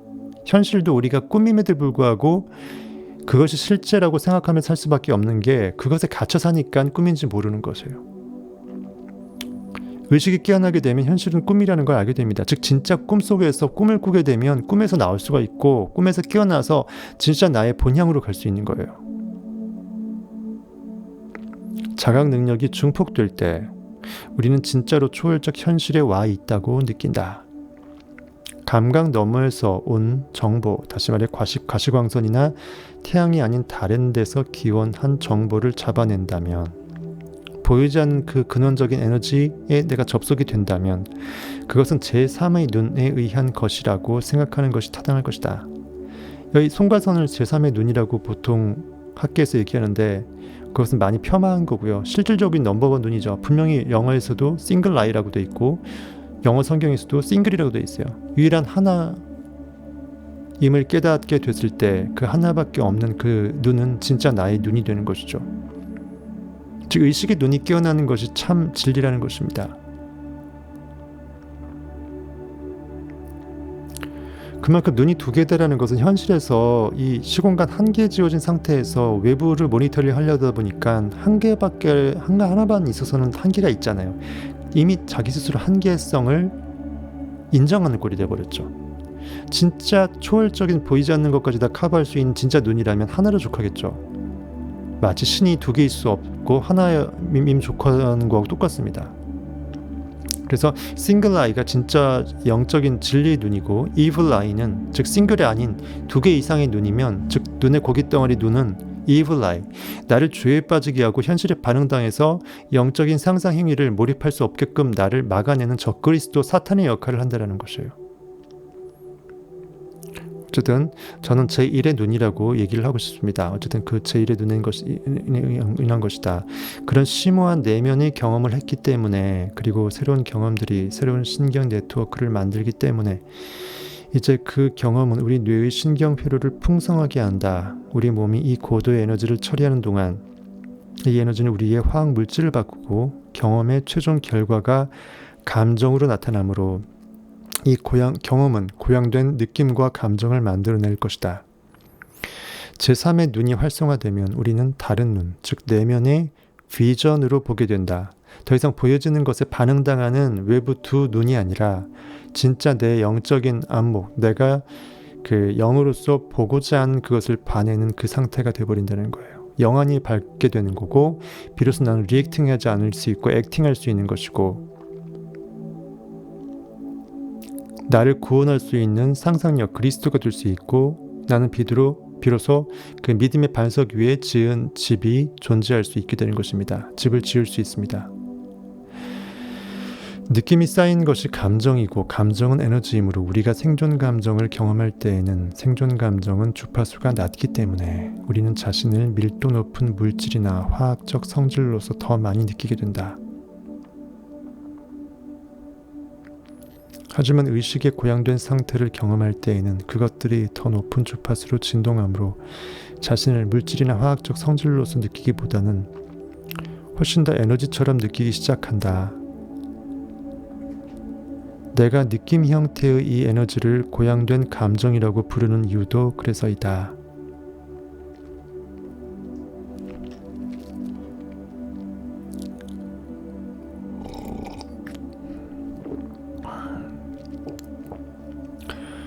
환경이 세포 내 유전자에 신호를 보내고 그 환경 속에서 우리가 한 경험이 감정을 만들어낸다고 할 때, 감정이 환경 속에서 우리가 한 경험의 화학적 피드백이라고 할 때, 외부 환경에서 아무것도 변하지 않으면 우리 몸속의 내면 환경, 이것은 세포 입장에서는 여전히 외부 환경이겠죠. 세포는 워낙 작으니까.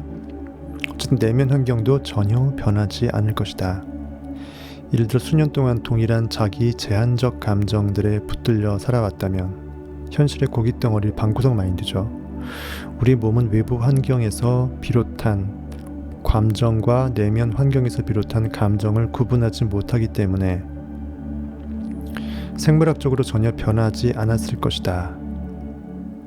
똑같은 감정은 똑같은 화학적 신호를 보내기 때문에 몸은 자신이 늘 같은 환경 속에서 살고 있다고 믿게 된다. 몸이 아무런 변화도 일어나지 않는 환경에서 살고 있는 것과 똑같이 세포도 아무런 변화도 일어나지 않는 화학적 환경 속에서 살아가는 것이다. 그래서 능동적으로 보이지 않는 것을 적극적으로 느껴서 상상해낼 수 있을 것이 필요하다는 것이에요. 꿈은 그래서 꿔내야 되는 것입니다. 하지만 내면에서 자각 능력이 높아지고 의식이 확장되는 경험을 할 때, 과거의 어떤 경험보다 더 실제 같고 더 감각적인 경험을 할 때, 그 새롭게 고조된 감정이나 황홀한 에너지를 느끼는 순간 내면의 상태가 바뀐다.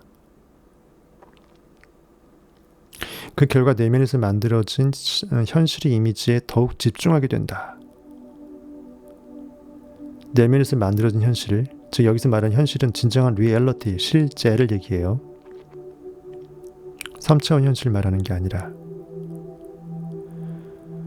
그리고 그렇게 너무도 진짜 같아서 뇌가 온통 집중할 수밖에 없는 새로운 경험을 하면 그 새로운 경험 혹은 깨달음이 우리 뇌신경에 아로새겨질 수밖에 없다.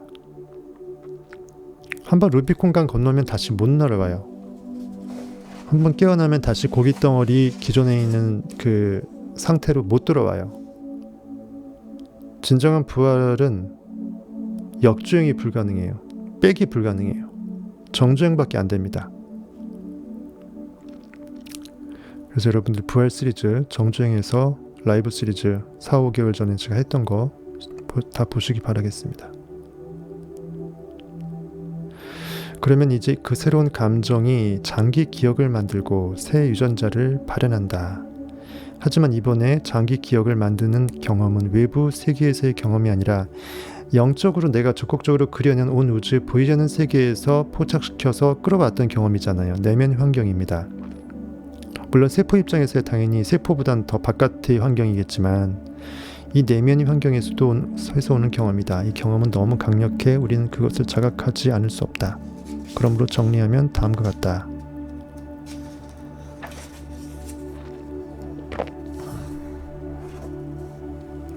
목 아파.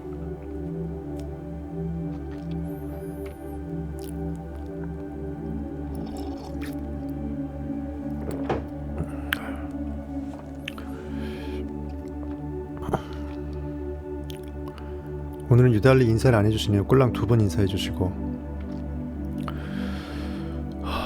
에너지가 높아질수록 의식도 높아진다. 의식이 높아질수록 자각도 커진다. 자각이 커질수록 현실 경험의 폭도 넓어진다. 먼 눈에 뭐밖에 안 보이는 게 이것이에요. 보이는 대로 보고자 할 수밖에 없기 때문에 보고에 있었던 시선의 그 용량 크기대로, 그 높이대로 인간은 누구나 현실을 파악할 수밖에 없고 사람을 판단할 수밖에 없어요. 자기보다 높은 수준의 사람은 결코 그 사람의 수준을 가늠할 수가 없습니다. 자기보다 낮은 사람의 수준은 뻔히 보이겠죠. 손바닥 보이듯이. 하지만 높은 것은 내가 그 상태가 되어보지 않았기 때문에 그는 나를 판단하지만 나를 그를 판단할 수가 없어요. 하지만 그럼에도 불구하고 보이는 데가 전부라고 생각하면서 판단을 엄청 하죠. 자기보다 못한 것으로 거꾸로 판단할 수 있습니다.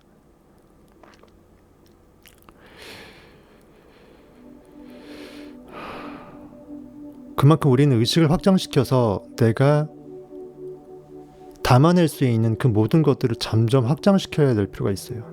내가 담아낼 수 없으면 그 사람과 소통이 안 됩니다. 내가 그 사람을 담아낼 수 없으면 그 사람을 내 안에 넣을 수가 없기 때문에 그 사람 안에도 또 못 들어가요. 그래서 완벽하게 그 사람과 4차원적인 소통이 안 돼버려요. 창세기에서도 28장 12절에 있죠. 야곱의 사닥다리. 오르락내리락 하면서 계속 하나님의 사자가 저 끝단 하늘 높은 곳에서 이 지표면까지 왔다리 갔다리 하잖아요. 우리 의식이 계속 주파수가 팽창되면서 높아졌다가 낮아졌다가 하면서 우리 의식 상태가 오르락내리락 하는 것이에요. 알다시피 뇌가 과거의 경험들로 신경회로를 어떻게 구성했느냐에 따라 우리는 현재의 사건과 사물을 다르게 인식한다. 기존 패러다임으로 현실을 보고 나의 생각 능력을 보고 사람을 판단할 수밖에 없다는 거죠. 그래서 기존의 의식 수준을 넘어설 필요가 있다는 것입니다. 그래야 삶이 정말 진짜 나로서의 삶으로서 조금 더 온전해지니까 그런 거죠. 그래서 우리는 꿈을 꿔야 되고요. 욕망이 필요한 것이고, 그래서 우리는 단순히 고깃덩어리적으로 남들보다 내가 또 돈을 얼마 갖고 있고 뭐 더 능력이 있는 것처럼 보이고 그것으로 희위될 필요가 없다는 거죠. 보다 온전한 사람만 나의 삶을 음미할 수가 있고 맛을 알 수가 있고 방향성을 더 고급화시켜 나갈 수 있다는 거죠. 의식이 깨어나는 것만큼 복도 없을 것 같아요. 왜? 진정 의식이 깨어나는 것은 단순히 학문적으로 뛰어나다라는 게 아니라 그건 당연히 포함이고 자신의 삶이 조금 더 다차원적으로 윤택해지니까 그러겠죠. 우리는 현실을 현실 그대로가 아니라 자신의 모습대로 인식한다. 방금 내면에서 심오하고 신비로운 존재들을 보는 경험을 했다면, 예를 들어 모든 것 주변으로 은은한 빛이나 후광이 나오는 모습을 보았다거나 온전함과 하나임을 느끼고 모든 것과 모든 사람이 서로 연결되어 있음을, 온 우주는 하나의 빛의 거대한 태양임을 느꼈다거나 완전히 다른 시공간을 경험했다거나 나중에 눈을 뜨고 현실로 돌아왔을 때 현실을 보는 우리의 스펙트럼은 훨씬 넓어져 있을 것이다. 아, 내가 이러한 존재였구나라는 그런 것으로 확장되겠죠.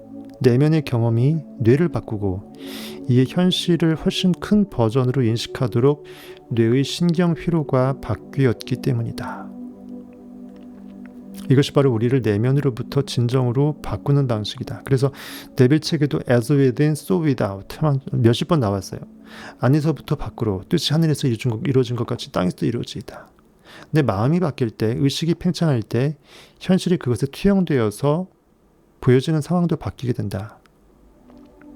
내 마음의 눈을 밝힐 때, 마음의 등불을 밝힐 때 현실의 불도 밝아진다는 거죠. 나를 바꾸지 않고서는 그 무엇도 바뀌어지지 않는다라는 대명제, 그것입니다.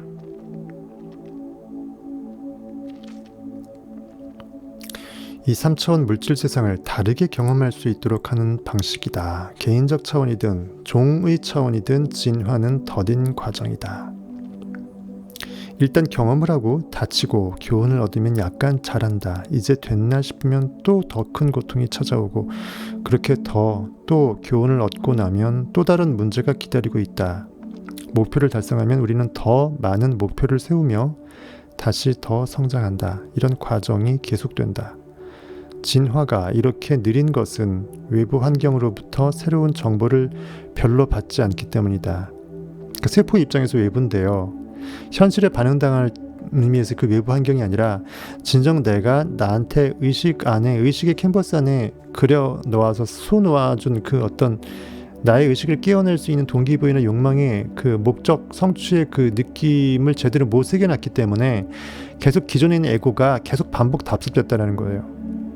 똑같을 수밖에 없는 뻔한 삶만 계속 살면서 멍 때리면서 삶의 꿈도 잃어버리고 낙도 잃어버리고 다를 게 없는 상황에서 내가 숨만 쉬고 있는 것이에요.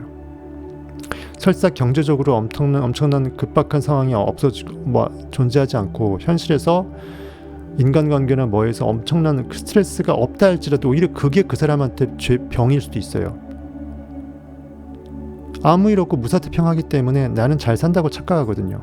하지만 나를 잃어버린 상태인지도 모르고 그 안에 갇혀서 무탈하다고 착각을 하는 그것이 진짜 무탈한 건가요? 가장 큰 병이죠. 한번 되새겨볼 필요가 있습니다. 차라리 완벽하게 바닥을 틀 정도로 뜨끔해버리면 나를 바꿀 수 있는 기회가 되는데 그 기회가 점점점 없어지면서 어느 순간 고깃덩어리 옷을 벗고 죽게 되는 거죠. 죽은 자는 말이 없고. 살아있으면 그래서 감사한 것입니다. 지금 이 순간 살아있으면 나는 다시 바뀔 수 있다라는 가능성이 있다는 거잖아요. 나를 바꿀 수 있다는 것은 꿈입니다. 꿈은 추구해야 되죠. 외부 세계에서의 어떤 경험보다 더 실제 같은 내면의 새로운 경험을 한번 하고 나면 우리는 더 이상 예전처럼 현실을 볼 수 없다. 그 경험이 우리를 뿌리째 바꾸어 놓기 때문이다. 송두리째 바뀐다라는 게 이 말이에요. 쉽게 말해 차원이 달라지는 거죠. 차원이 한번 높아지면 저 차원으로 못 내려가요. 커피도 맛있는 거 먹다가 맛없는 거 더 이상 못 먹거든요. 다른 말로 소프트웨어가 업그레이드 혹은 업데이트 되기 때문이다. 우리는 현실의 모든 것을 자신의 경험의 근거에 인식하게 되어 있으므로 방금 차원을 넘나드는 경험을 하나 했다면 우리 뇌는 그동안 늘 존재했지만 전에는 그것을 인식할 신경회로가 없어서 인식하지 못했던 것을 이제야 원래 있었음에도 불구하고 이제 인식한 거죠. 마치 지금 이 순간 있게 된 것처럼 그 인식이 가능하게 된다는 것입니다. 그만큼 우리 인간은 인식 그 자체이고 인식이 전부이고 인식이 알파요 오메가입니다. 인식할 수 있는 만큼만 인식되어져서 인식 그 자체로 살아나지게 되는 거예요. 이 같은 확장 경험들을 계속 해나가면 우리는 점점 더 넓은 현실의 스펙트럼을 경험하게 된다. 그때 망상의 장막, 현실에 대한 헛된 그 망상의 장막이 걷어지면서 우리는 현실을 있는 그대로, 즉 모든 것이 빛 속에서 서로 연결되어 일렁거리며 진동하고 있으면서 에너지가 이 모든 과정을 이끌고 있는 것을 볼 수 있다. 온 우주가 하나의 의식의 시스템이고 보여지는 물질적으로 말한다면 빛의 에너지의 대양이라는 거죠. 여기서 있는 그대로라는 걸 잘못 해석하시면 안 됩니다. 네빌 고다트 책에서 있는 그대로는 현실이 그대로 현실에 반응당하는 것을 말하는 것이에요. 여기서 말하는 있는 그대로는 진짜 나의 본연을 꿰뚫어 보는 그 의미에서의 그것 그대로를 얘기하는 거예요. 우리는 이제 모든 것이 갑자기 그것들을 단지 물질로 보던 때와는 다르게 보이고 느껴지는 정보의 더 큰 스펙트럼 속으로 들어가게 된다. 그러면서 인간 관계도 변한다. 더 이상 내가 현실에서 굳이 쟤한테 잘 보일 필요도 없고 나보다 잘 나가고 내가 뭔가 연줄이 나에게 되어질 것만 같은 사람이라 할지라도 내가 거기에 굳이 굽신굽신할 필요가 없어지죠. 원한다면 내가 상상한다면 어차피 원하는 목적에 굳이 그 사람이 아니어도 내가 필요로 하다면 징검다리는 만들어질 것이니까 결과 위에서 느껴버리면 저 사람의 인맥 연줄이 굳이 필요 없어지게 된다는 것이에요. 물론 그 사람이 나한테 쓰일 수도 있겠죠. 하나님의 뜻일 뿐이겠죠. 나는 알 필요가 없죠. 난 결과 위에서만 상상하니까. 현실에서 권력 투쟁이나 아귀다툼이나 서로 비교의식하는 거나 자기 비하나 현실에서 머리 쓰면서 거기서 어떻게 한번 세상에 출세해 볼까, 회사에서 조금 더 사장님한테 더 인정받아 볼까, 이럴 필요가 없어진다는 거예요.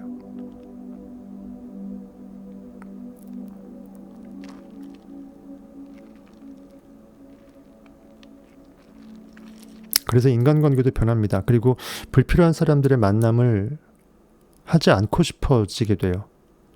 그 사람을 무시해서라기보다는 내가 더 내 안에 있는 나와 하나 되는데 몰입하는데 더 시간을 쓰고 싶어지기 때문이에요. 그 쇼펜하우어 말이 맞아요. 위대한 사람은 일반 사람들과 범인들과 어느 정도 거리를 떨어뜨리고 살아야 된다라는 그 말이 맞아요. 안 그러면 자신에 있는 그 보이지 않는 영적인 그 수준이 점점 희석돼 버리거든요. 그만큼 기도 명상 몰입의 시간이 여러분들의 인생에서 상당히 필요하다는 것입니다.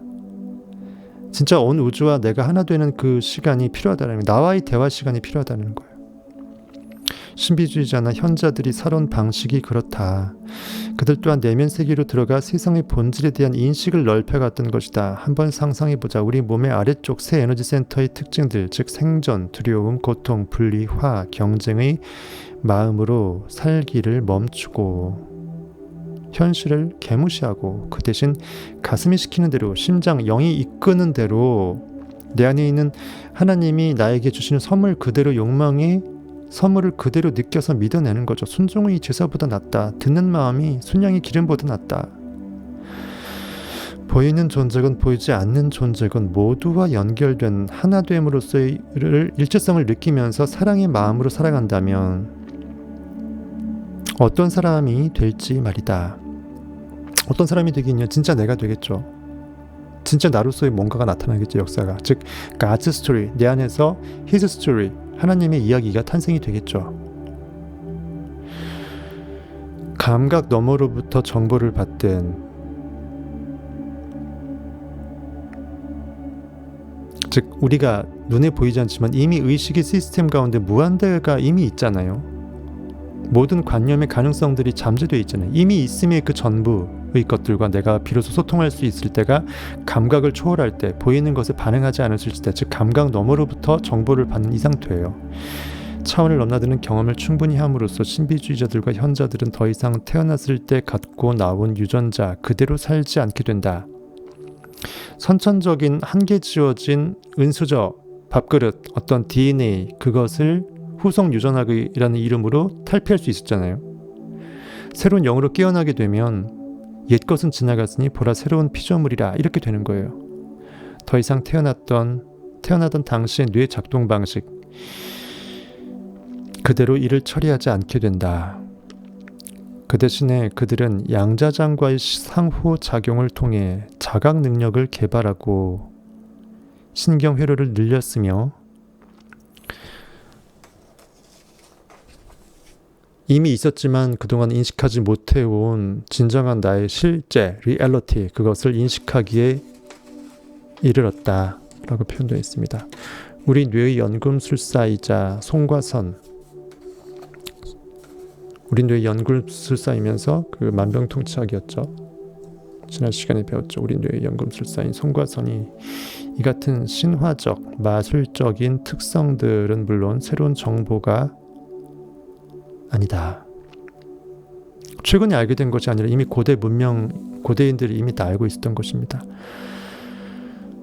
현대과학이 이제 막 따라잡기 시작했을 뿐이다. 고대 문명들이 이미 알고 있던 것이다 이거죠.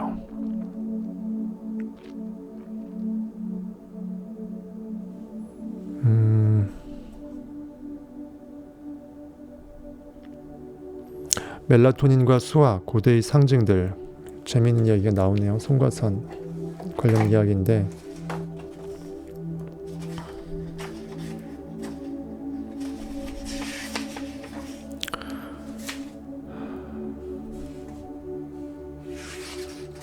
지친다. 지쳐. 다음으로 넘기고 싶은데.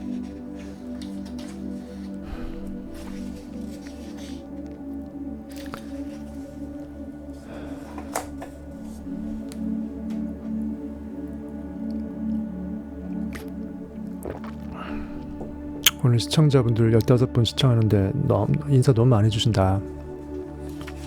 꼴랑 2명이면은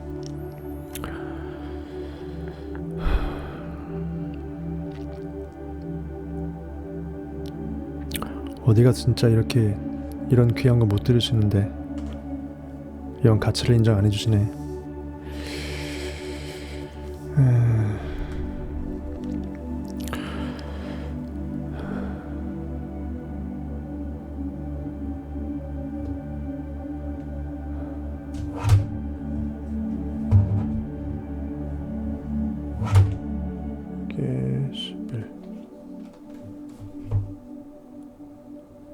그림 12-11이에요. 이 크롭서클이라는 게 있어요. 그 2011년 7월 23일에 영국의 월트셔주 드바이지스 인근의 라운드웨이라는 지역 이름이에요. 들판에서 신기한 모양이 포착이 됐어요. 멜라토닌의 화학 구조와 매우 유사하게 생긴, 누가 장난친 것 마냥 이렇게 농작물에, 크랍이라는 것은 수확물이잖아요. 영어로 CROP, crop. 농작물에 작물들이 일정한 방향으로 눕혀 있어 하늘에서 보면 기하학적 문양을 띠는 것으로 보여지는 이런 것들을 이제 크롭 서클이라고 합니다. 농작물이 이렇게 서클을 모양처럼 만들어서 뭔가 하늘에서 누가 그림을 그려낸 것처럼 신비롭게 우연이 아닌 우연처럼 보이는 이런 것들, 미스터리 서클이라고도 한답니다. 이 크롭 서클은 2011년 7월 23일 영국의 라운드웨이 지역에서 발견된 것으로 멜라토닌 화학 구조를 보여준다. 정말 누군가가 우리에게 무슨 말을 하려고 한 건 아닌가라고 디스펜드되어 있습니다. 마치 온 우주의 신이 하도 우리가 못 알아쳐먹으니까 신기하죠. 멜라토닌의 화학 구조식과 너무나 유사한 진짜 누가 장난쳐도 이렇게 못할 거거든요. 그 거대한 그 농작물의 밭에 그렇게 모양이 시각화되어 있습니다. 이것은 누군가가 한껏 공을 들여 장난을 친 것일까? 아니면 다른 차원의 어떤 존재가 우리에게 무언가를 말하려고 한 것일까? 이런 일이 우연히 생긴 것인지, 아니면 어떤 지성에 의해서, 전 우주적 무한한 절대지성, 신이죠. 그것에 고안된 것인지는 아래 내용을 읽으면서 당신이 직접 판단해 보기 바란다고 합니다. 뇌는 두 반구로 나뉘어져 있으므로 정확하게 그 사이를 반으로 딱 쪼개면요, 이른바 그 시상절단이라는 것을 하게 된다고 합니다. 시상이 두 개가 있는데 반으로 딱 이제 두 개 사이가 딱 접합 부위가 딱 잘려지는 것이거든요. 그림 12-12는 시상 절단된 뇌의 단면을 보여주는데, 손과 시상 하부, 뇌하수체, 뇌량 등의 위치와 이것들이 함께 모여있는 모양을 주의 깊게 살펴보기 바란다라고 되어 있습니다. 이거를 보세요. 뇌 정중앙을 절단하면 이집트 상징인 그 호루스의 눈과 놀랍도록 닮은 변연계가 드러납니다. 변연계 쪽에 손과 손하고 시상 같이 들어가 있잖아요. 딱 뇌를 반으로 절단하는 거예요. 정중앙에서. 시상만 딱 두 개고 손과 손은 하나고.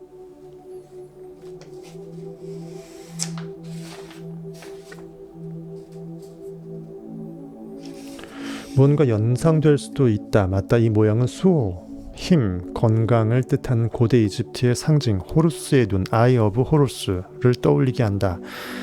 고대인들은 자율신경계, 망상활성계, 시상문, 그리고 손과 손에 대해서 과연 알고 있었을까? 아니까 이렇게 했겠죠. 분명히 형상화시킨 것입니다. 고대인들은 더 잘 알고 있었던 거예요. 인간의 실체를. 이집트인들은 자율신경계의 의미를 알고 손과 손을 활성화하면 다른 세상 혹은 다른 차원으로 들어갈 수 있다는 걸 알고 있었음에 틀림없다. 아니면 이곳이 굳이 이 호루스의 눈이, 이 손과 손 부위가 굳이 모든 것을 수호한다, 지켜준다라는 거죠. 즉 하나님의 역할이잖아요. 모든 절대 권능, 힘의 역할을 한다. 진정한 건강이 여기서부터 나온다. 만병통치약이니까. 이것을 상징하는 호루스의 눈으로 일루미나티, 전시안 이런 것들 있잖아요. 다 그런 것들 아닐까 싶어요.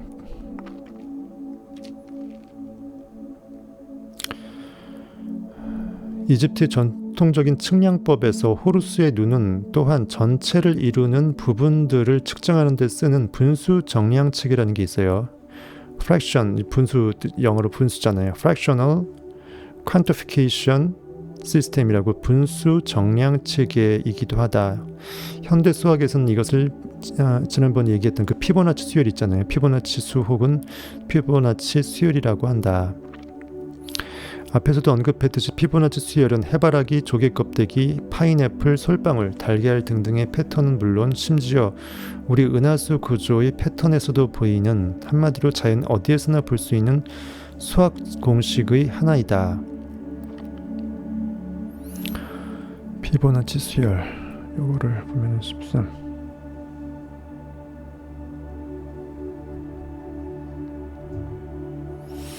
그림 보시게 되면은, 아이고,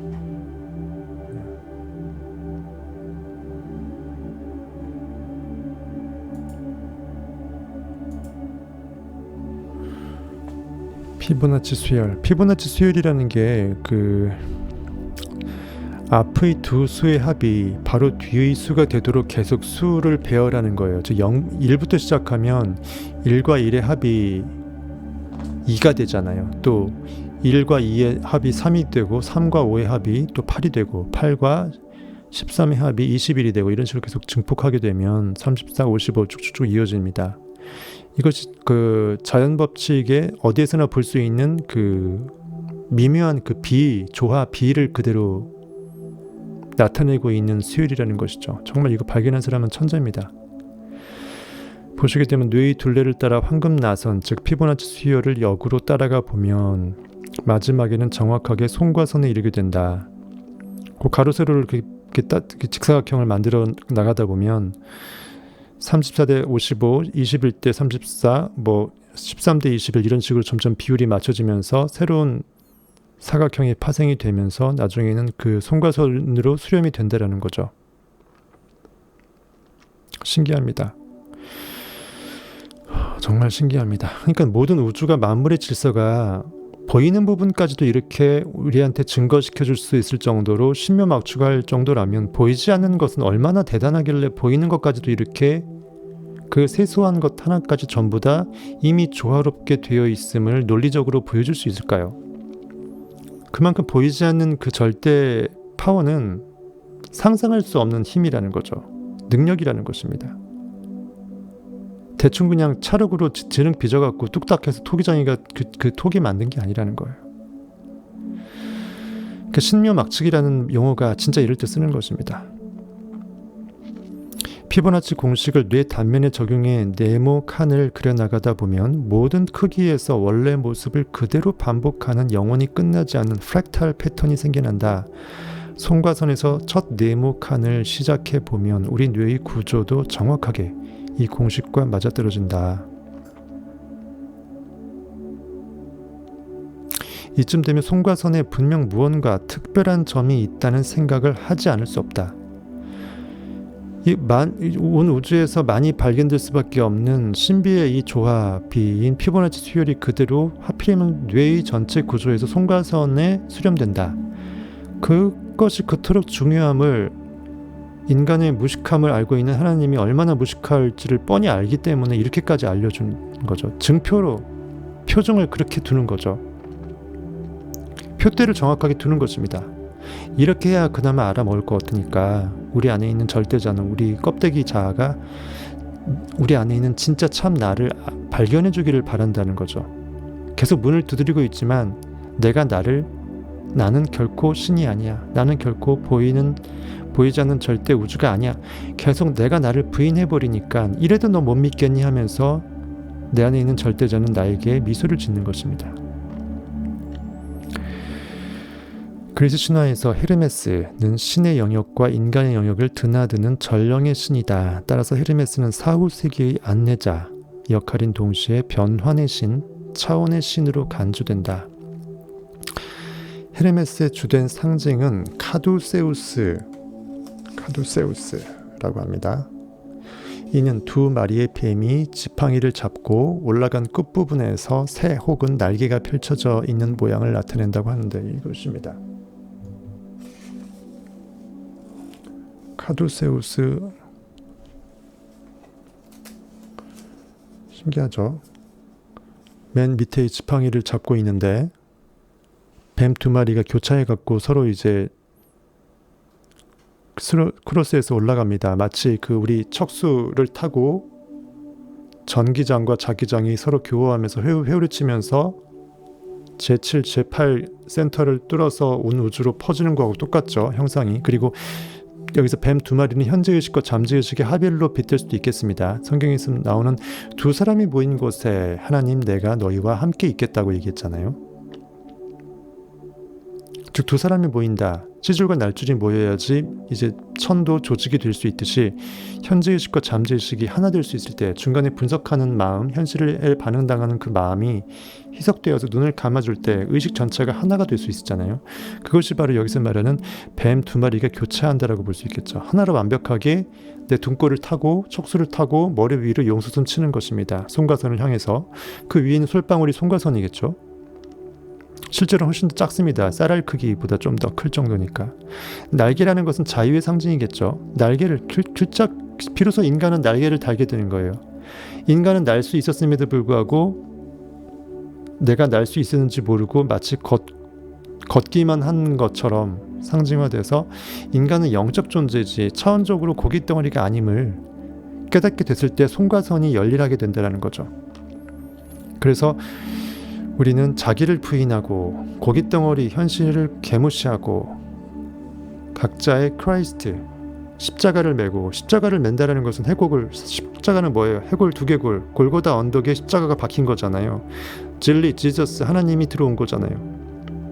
그것에 인간적인 고깃덩어리적 매개물이 송가선 아닐까 싶어요. 위치적으로도 딱 십자가가 박히게 되면 뇌 중앙에, 정중앙에 바로 이제 탑재가 되는 거 아니겠습니까? 예전에 우리 만화 영화 봤을 때 그레이트 마징가 제트, 로봇 태권브이 보게 되면 우리 로봇의 머리 쪽으로 사람이 들어가서 조종을 하잖아요. 그전에는 고철덩어리에 불과했다가 왕관이 앉혀져 있습니다. 왕관. 진정한 황제, 진정한 왕은 내가 인식할 수 있음에 있었다. 인식하게 됐을 때 나는 인식의 전능자였음을 깨닫게 되고 그것이 상상력, 존재의식, I am 하나님이잖아요. 그것이 깨어나기 위해서는 진정한 왕관을 내 머리에 쓸 수 있기 위해서는 내 머리가 왕임을 깨달아야죠. 내 의식이 전부임을 깨달아야죠. 고깃덩어리적으로는 이 뇌 안에 있는 송가선이 깨어나야 되죠. 내 모든 에너지를 위로 주파수로 끌어올려야 되죠. 십자가를 매야 되죠. 크라이스트, 내 안에 십자가가 있다. 십자가를 매라. 크라이스트가 있다라는 거예요. 그걸 뇌과학적 입장에서 봤을 땐 신체 부위적으로는 이렇게 설명이 된다는 것입니다. 송가선 자체를 우상화시키면 안 돼요. 옛 고깃덩어리일 뿐이에요. 하지만 이 인체 구조상 그 역할을 하는 부분으로 이렇게 귀결된다는 것입니다. 고대에 이런 카두세우스가 글자 그대로 자아의 연금술이잖아요. 내가 모든 것을 금으로 만들어낼 수 있는 모든 부와 풍요의 원천이었음을 깨닫는 거잖아요. 아무 생각 없이 이러한 중요한 상징적인 그 그림을 아무 생각 없이 바보 같은 사람이 만들지 않습니다. 최고의 깨어난 사람만 왕의 정말 거기에 권력자의 허락을 받고 이런 것을 만들었겠죠.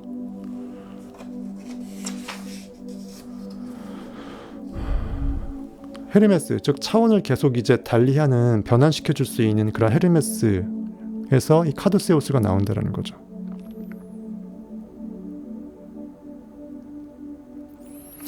헤르메스의 카두세우스는 건강의 상징이기도 하다. 송가선이 깨어나면 거기서 엄청나게 좋은 물질들이 다 나와서 항산화부터 해서 항노화부터 해서 좋은 것들은 다 있잖아요. 완벽하게 내가 몸의 밸런스가 최적화가 되고 거기에 장수도 아마 있을 것이고 연금술도 있을 것이고 모든 것이 다 있겠죠. 아마 중국에 200 몇 살 살았다라는 그 사람도 아마 이것을 깨달아서 도사였다고 하니까, 무술가였다고 하니까 아마 써먹지 않았을까. 그러니까 그 아내하고 자녀가 몇십 명씩 이렇게 가능했겠죠.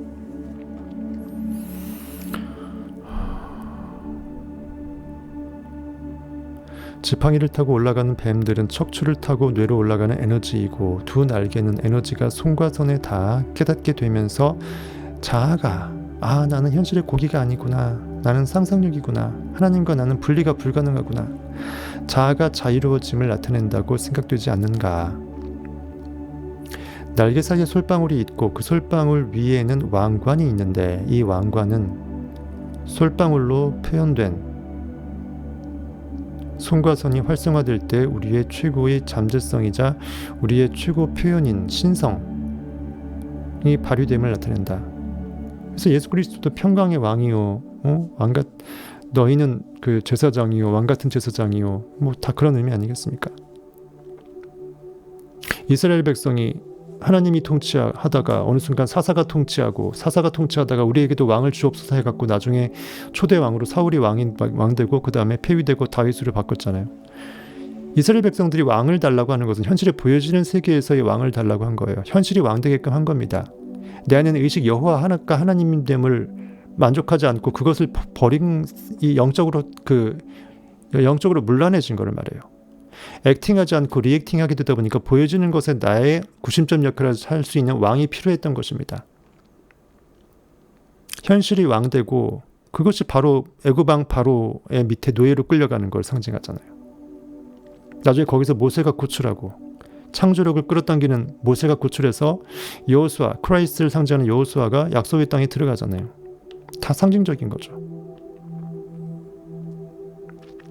진정한 왕은 내 안에 있었고 온 우주의 전부가 일치성 있게 나 자체였는데 그것을 내가 내 안에는 이미 하나님이 있고 그것이 왕이고 하나님과 나는 분리가 불가능한 존재임에도 불구하고 점점 이스라엘 백성들이 타락하는 것으로 성경에 빗대어져서 보여지는 왕을 달라고 한 겁니다. 그 다음에 나중에 예수께서 신약 시대 때 오면서 왕이 되어주셨죠. 왜? 그 자체가 진리니까. 진리보다 더 위는 없으니까. 알고 보니까 진리는 보이사 성령님하고 이퀄이래. 내 안에 이미 의식이에요. 나와 영원히 함께 할 수밖에 없는 내 의식입니다. 성경 다 나와 있어요. 다 해석해 드렸으니까 부활과 리액트 시리즈 네빌 고다드 보시기 바라겠습니다.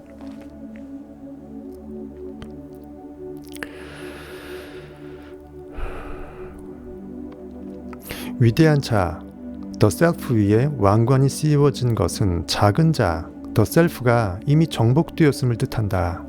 많이 네빌식으로 얘기를 해주네요. 그래도 뇌과학자가. 즉 내가 나를 부인하고 할 수 있을 때, 자기를 부인할 수 있을 때 진정한 참 나를 꺼낼 수 있잖아요. 누구든지 나를 따르려거든 자기를 부인하고, 그것이 정말 중요하다. 즉 내가 나의 현실에 보여지는 나를 개무시할 수 있을 때 진짜 나의 인식의 권능이 깨어난다는 거죠. 송가선이 깨어난다는 것이에요. 그것이 나의 왕 역할, 내 인식의 주권 역할을 할 수 있는 걸 상징한다는 것이에요. 내가 카두세우스 이미지를 이 책의 표지 그림으로 선택한 이유가 여기 있다. 디스펜자가 카두세우스 그림이 굳이 여기에 이렇게 표지로 굳이 들이댄 이유가 바로 이거라고 합니다.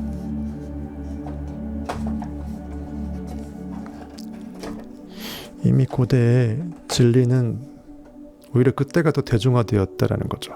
알만한 사람들은, 그때 귀족들은 다 알았다라는 것이에요. 노예야 몰랐겠지만 더 높은 시간 공간 차원의 명상으로 조율에 들어가기라는 소제목이 있습니다. 멜라토닌 수치가 가장 높은 새벽 1시에서 4시 사이가 이 명상을 하기 가장 좋은 때이다. 음악을 들으며 심장센터를 활성화하면서 이 명상을 시작한다. 저는 스티븐 홀펀 거를 자주 듣습니다. 디스펜자 사이트에도 음악이 있다 그랬죠. 가사가 없는 것으로 들으시면 되고, STEVENHALPERN 스티븐 홀펀 멜론 검색에서 인기 순으로 검색하면서 혹시 가사 있는 것은 빼버리면 됩니다.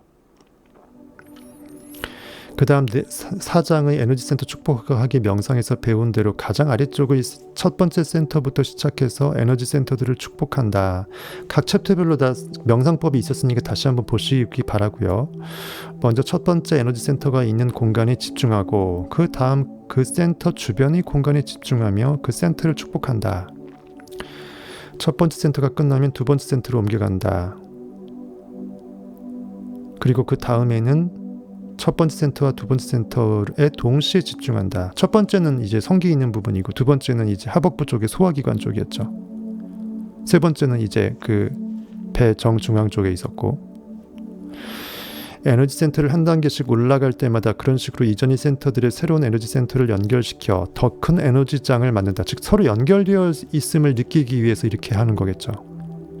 따로따로 했다가 그 다음 거하고 연결 지어서 전체로서 하나를 느껴내고 또 하나로 느껴내고, 이게 습관화되면 더 이상 이렇게 할 필요 없고요. 한꺼번에 훅 몇 초, 1, 2초 만에 훅 느껴버리면 돼요.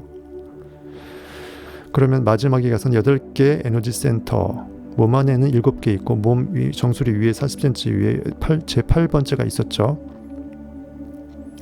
전부와 몸 전체를 둘러싼 에너지를 동시에 일렬로 정렬하게 될 것이다. 여기까지 하는데 45분 정도 걸릴 것이라고 합니다. 그러고 난 뒤 20분 정도 누워서 자율신경계가 지시받은 대로 내 몸의 느낌이 전 우주적 존재로서 느껴낸 그대로 내버려 두면 몸의 균형을 되찾을 수 있다고 합니다. 이제 다시 일어나 앉아서 호흡을 하며 온몸의 에너지를 정수리까지 끌어올린다. 호흡을 들이쉬면서 에너지를 쭉 끌어올립니다. 내재근을 조이면서 호흡을 참고 내재근을 조이며 송과선의 결정체들을 압박해 송과선을 활성화하고 전자기장을 만들어낸다. 척수를 타고 프라나과를 타고 에너지가 쭉 올라오게 되면은 내 송과선을 압박한다 그랬죠. 다 배웠습니다.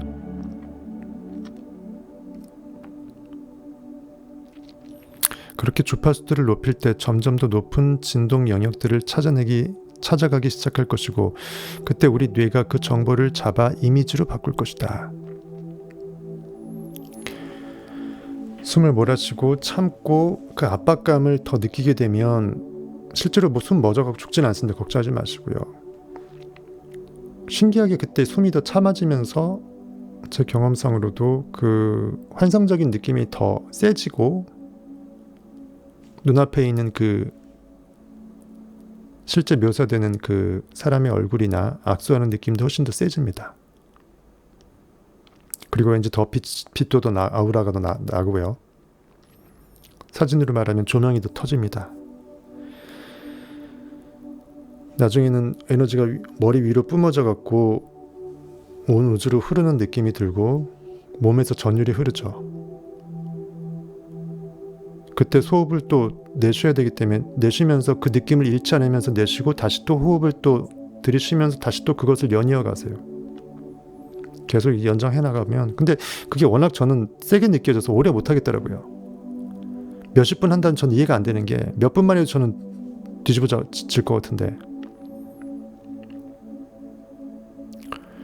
저는 시간보다 양보다 질이라고 생각을 해요. 개인적으로. 사람마다 스타일이 있겠죠.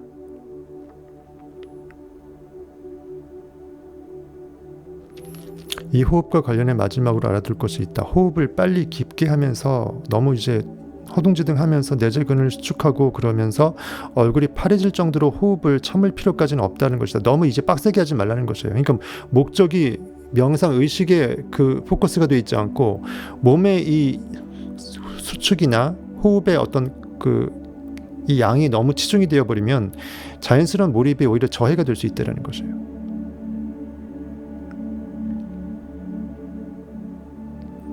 그보다는 느리고 길고 안정적으로 숨을 들이쉬고 그러면서 내재근도 자연스럽게 수축하면서 그런 다음 정수리로 올라가는 숨을 천천히 따라간다.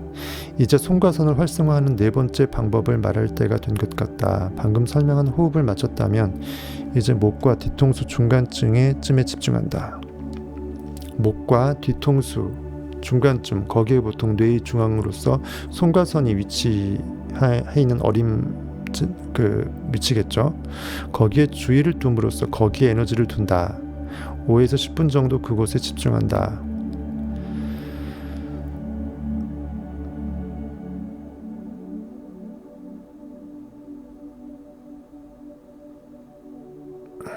느끼려고 노력하시면 될 겁니다. 생각, 자각, 의식이 아주 미세한 존재가 되어 송과선 안으로 들어간 뒤 공간 속 송과선의 중심에서 그 방의 공간을 감지해 본다. 그곳에 50분 정도, 5에서 10분 정도 머문다. 그 다음 송과선 경계 바깥에 있는 공간과 주파수를 감지한다. 송과선 방 바깥의 암흑의 공간으로 에너지를 쏴낸다. 신비체험을 가능케 하는 신성한 대사 물질이 송과선에서 분비되도록 하겠다는 의도를 굳이 저는 이런 그 의도를 하라고 하는데 저는 굳이 이렇게까지 안 하거든요.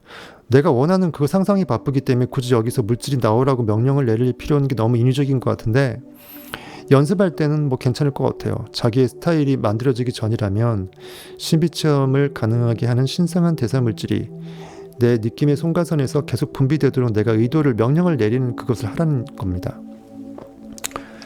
그 에너지에 실어 보낸다. 그 의도가 담긴 정보를 공간 속 머리 바깥의 공간으로 퍼뜨린다. 그만큼 느끼라는 말이죠. 거기서 더 좋은 물질이 나오는 것으로 느끼면 더 실제로도 많이 느낀 만큼 나올 것이라는 그 뜻일 겁니다. 이제 자신을 열고 그 방대하고 영원한 암흑 공간 속에 있는 당신 머리 바깥의 에너지에 조율해 잠자코 그 에너지를 받는다. 받는다라는 것은 이미 하나님을 느껴버리면 그게 받는 거예요. 이 에너지를 오래 의식할수록 그 주파수를 더 많이 받고 멜라토닌을 그 근본적인 대사 물질들로 더 많이 바꾸고, 지난 시간에 배웠던 멜라토닌보다 훨씬 더 초특급 울트라 멜라토닌이 많았잖아요. 더 업그레이드하게 될 것이다. 어떤 일을 기대하지도 예측하지도 말고 그저 에너지를 받기만 한다. 즉 너무 이건 명상의 연습 과정이기 때문에 특정적인 어떤 내 꿈의 욕망이 확정판을 딱 못 박지 말고 내 존재적 의식을 자각시키고 깨우는데 이런 명상법을 쓰라는 것입니다. 네빌 고다드로 말하면 항상 네빌은 I am을 외치라고 하잖아요. 나는 존재한다. 그것을 영적으로 느끼는데 몇십 분간 몰입하면서 명상을 끝내라고 했잖아요. 온 우주의 일체감을 느끼면서 나는 존재의 전부이다. 투명한 금빛 액체기체의 중간 어디쯤에 존재하는 그 모든 우주가 나 자체라고 보는 거죠. 그것의 어떤 그 개념이라고 보시면 될 것 같아요. 마지막으로 다시 누운 뒤 자율신경계의 모든 것을 넘긴다. 이미 잠재의식이 온 우주가 나임을 느꼈으면 잠재의식이 자율신경계를 통제하니까 느껴서 흡수받은 가장 좋은 조화의 절정미를 그대로 흩뿌리겠죠. 그러면은 내 자율신경계는 알아서 몸의 각 부분에 가장 좋은 상태로 내 몸을 다시 또 복원시키고 회복시킬 것입니다. 그리고 벌어지는 일들을 감상한다라고 끝났습니다. 감상하래요. 어쨌든 이렇게 하게 되면 여러분들이 운동과 더불어서 이런 명상을 같이 한다면 그 스트레칭 같은 운동이나 뭐 그런 운동과 더불어서 이런 명상을 같이 하면은 진짜 소크라테스가 말했던 것처럼 모든 운동은 내 영혼을 위함이다라는 말처럼 진정한 영혼이 깨어나는데 분명히 도움이 될 거라는 생각이 듭니다. 이렇게 12장 이렇게 마감을 할게요. 그리고 3장부터 각 챕터 마지막에 명상법 조금씩 있었잖아요. 그거를 별도로 항상 풀 영상 다시 재생 목록 들어가서 보시면서 그 명상법만 따로 3장 마지막, 4장 마지막, 5장 마지막, 6장 마지막, 7장 마지막 쭉쭉 해가 그것만 따로 떼갖고 여러분들이 연습을 점점 하면서 최근 이 챕터까지 13장 앞으로 하겠지만 따라오면서 나만의 명상 비법을 집대성해서 나만의 것으로 커스터마이징 해야 돼요. 그거 다 똑같이 할 수는 없거든요. 시간 너무 오래 걸리고. 그만큼 연습 그 교본으로만 생각하시고 나만의 것으로 확실히 만들어서 나는 어떤 자세가 편한지, 어떤 시간에 할 때가 편한지 그것을 계속 해나가면서 나중에는 평소에 모든 삶에서 어느 순간 내가 필 땡길 때 바로 뭐 10초, 1분, 뭐 30초라도 좋으니까 내가 느낄 수 있으면 바로 느낄 수 있어서 평소의 삶에서도 나의 에너지를 항상 끌어올리는 데 쓸 수 있다면 뭐 네빌 고다드 책처럼 디스펜저 책도 좋을 거란 생각이 듭니다.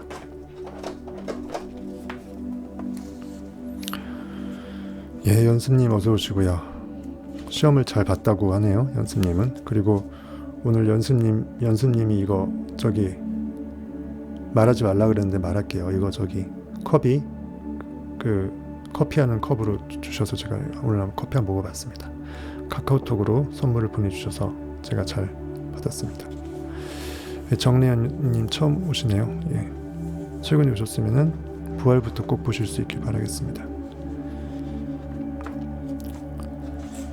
그나마 힘 엄청 이빠이 내갖고 하는 거예요. 정래연님 힘만 해보세요. 얼마나 힘든지.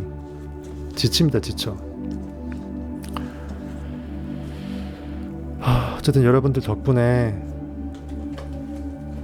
부활 리액트 믿음으로 걸어라의 초자연적이 될 수 있다. 여기까지 올 수 있었고요. 이것도 거의 다 끝내갑니다. 드디어 이것도 이제 끝내서 책거리를 하게 될 때가 왔고요. 어쨌든 라이브를 일주일에 한 2번, 3번 정도 하는 게 맞는 것 같아요. 월수금으로 해야 될지 모르겠습니다. 매일 하는 것은 너무나 힘들고 시간도 많이 제가 잡아먹고 목도 아프고, 그리고 이만큼 충분히 할 만큼 했어요. 왜냐면 제가 왜 매일 하려고 노력했냐면, 양도 많고 이걸 다 파버리는데 띄엄띄엄 해버린 여러분들 밑빠진 돈이 물붓게요. 근데 벌써 지금 엄청난 책 3권하고 4권째를 했기 때문에 이제는 제가 좀 쉬엄쉬엄 해도 여러분들 이미 해놓은 게 많으니까 볼 게 많잖아요. 2번, 3번 보셔도 충분히 여러분들한테 좋을 교보제고, 그러하기 때문에 한 번 본다고 사실 내게 되지 않아요. 저는 제가 느껴지는 것을 얘기해서 그냥 제 것 토해낸 거지만, 여러분들은 그걸 듣는 입장이잖아요. 책을 진짜 눈으로 판독해서 어렵게 여러분들이 알아낸 게 아니잖아요. 쉽게 그냥 이유식으로 떠먹여 준 거잖아요. 그럼 사실 내게 아니에요. 진짜 진리로 깨어나는 것은 어렵게 내가 밥을 꼭꼭 씹어 먹으면서 진짜 거기서 담을 빠내야 되는데, 그러기 위해서는 여러분들이 그걸 다시 보면서 내 것으로 만들어야 돼요. 그래서 진짜 내가 나한테 설명을 할 수 있을 정도가 돼야 돼요. 어쨌든 그래서 다시 한번 네빌 고다드 시리즈를 보시고, 어쨌든 요 책 끝나게 되면은 네빌 시리즈 상상의 힘을 할까 고민 중에 있습니다. 오늘도 고생하셨고, 어쨌든 여러분들이 많은 경험을 현실에서 얻으셔서 좋은 결실들로 이 진리가 살아있음을 일단 영으로 느끼시고, 현실에서도 보여지는 어떤 결과물의 보고로 또 느끼시고 했으면 좋겠습니다. 해아래 새 것이 없다고, 그 모든 하늘 아래 보여지는 것은 보이지 않는 세계에서 먼저 처음으로 느껴내고 플레이했던 그 필름, 녹화본이 투영된 영상물이라는 거, 헌 것이라는 거. 진정한 새 것은 내가 먼저 상상으로 플레이한 그것이 내가 카메라에 찍은 원본이라는, 저는 그런 형이상학적인 해석이라고 저는 생각을 하기 때문에, 헤아릴 새 것이 없으면 다 헌 것이기 때문에 현실에서 새 것을 느끼려고 마냥 기다리면 새 것은 안 온다는 거죠. 영으로 먼저 그것을 플레이해서 상상으로 먼저 반복해서 느낀 그 결과물만 현실에서 투영된다는 거죠. 단지 결과만 느끼면 되지, 결과 위에서 느껴야지 과정이 어떠한 방법으로 이게 이렇게 해결될지 아니면 성공될지 거기에 스토리를 머리 써가면서 하면 이미 그것은 신적인 능력이 아니라 인간적인 고깃덩어리 능력이 들어간다라는 거. 요한계시록에 나왔던 것처럼 하나님의 두루마리에 진정한 진리의 우리 생명책, 우리 인생이 상상력이라는 인생의 레파토리, 어떤 이 인생의 여정에서 결코 나한테 느껴지는 욕망의 메시지에 뭘 더하거나 빼지 말라 그랬잖아요.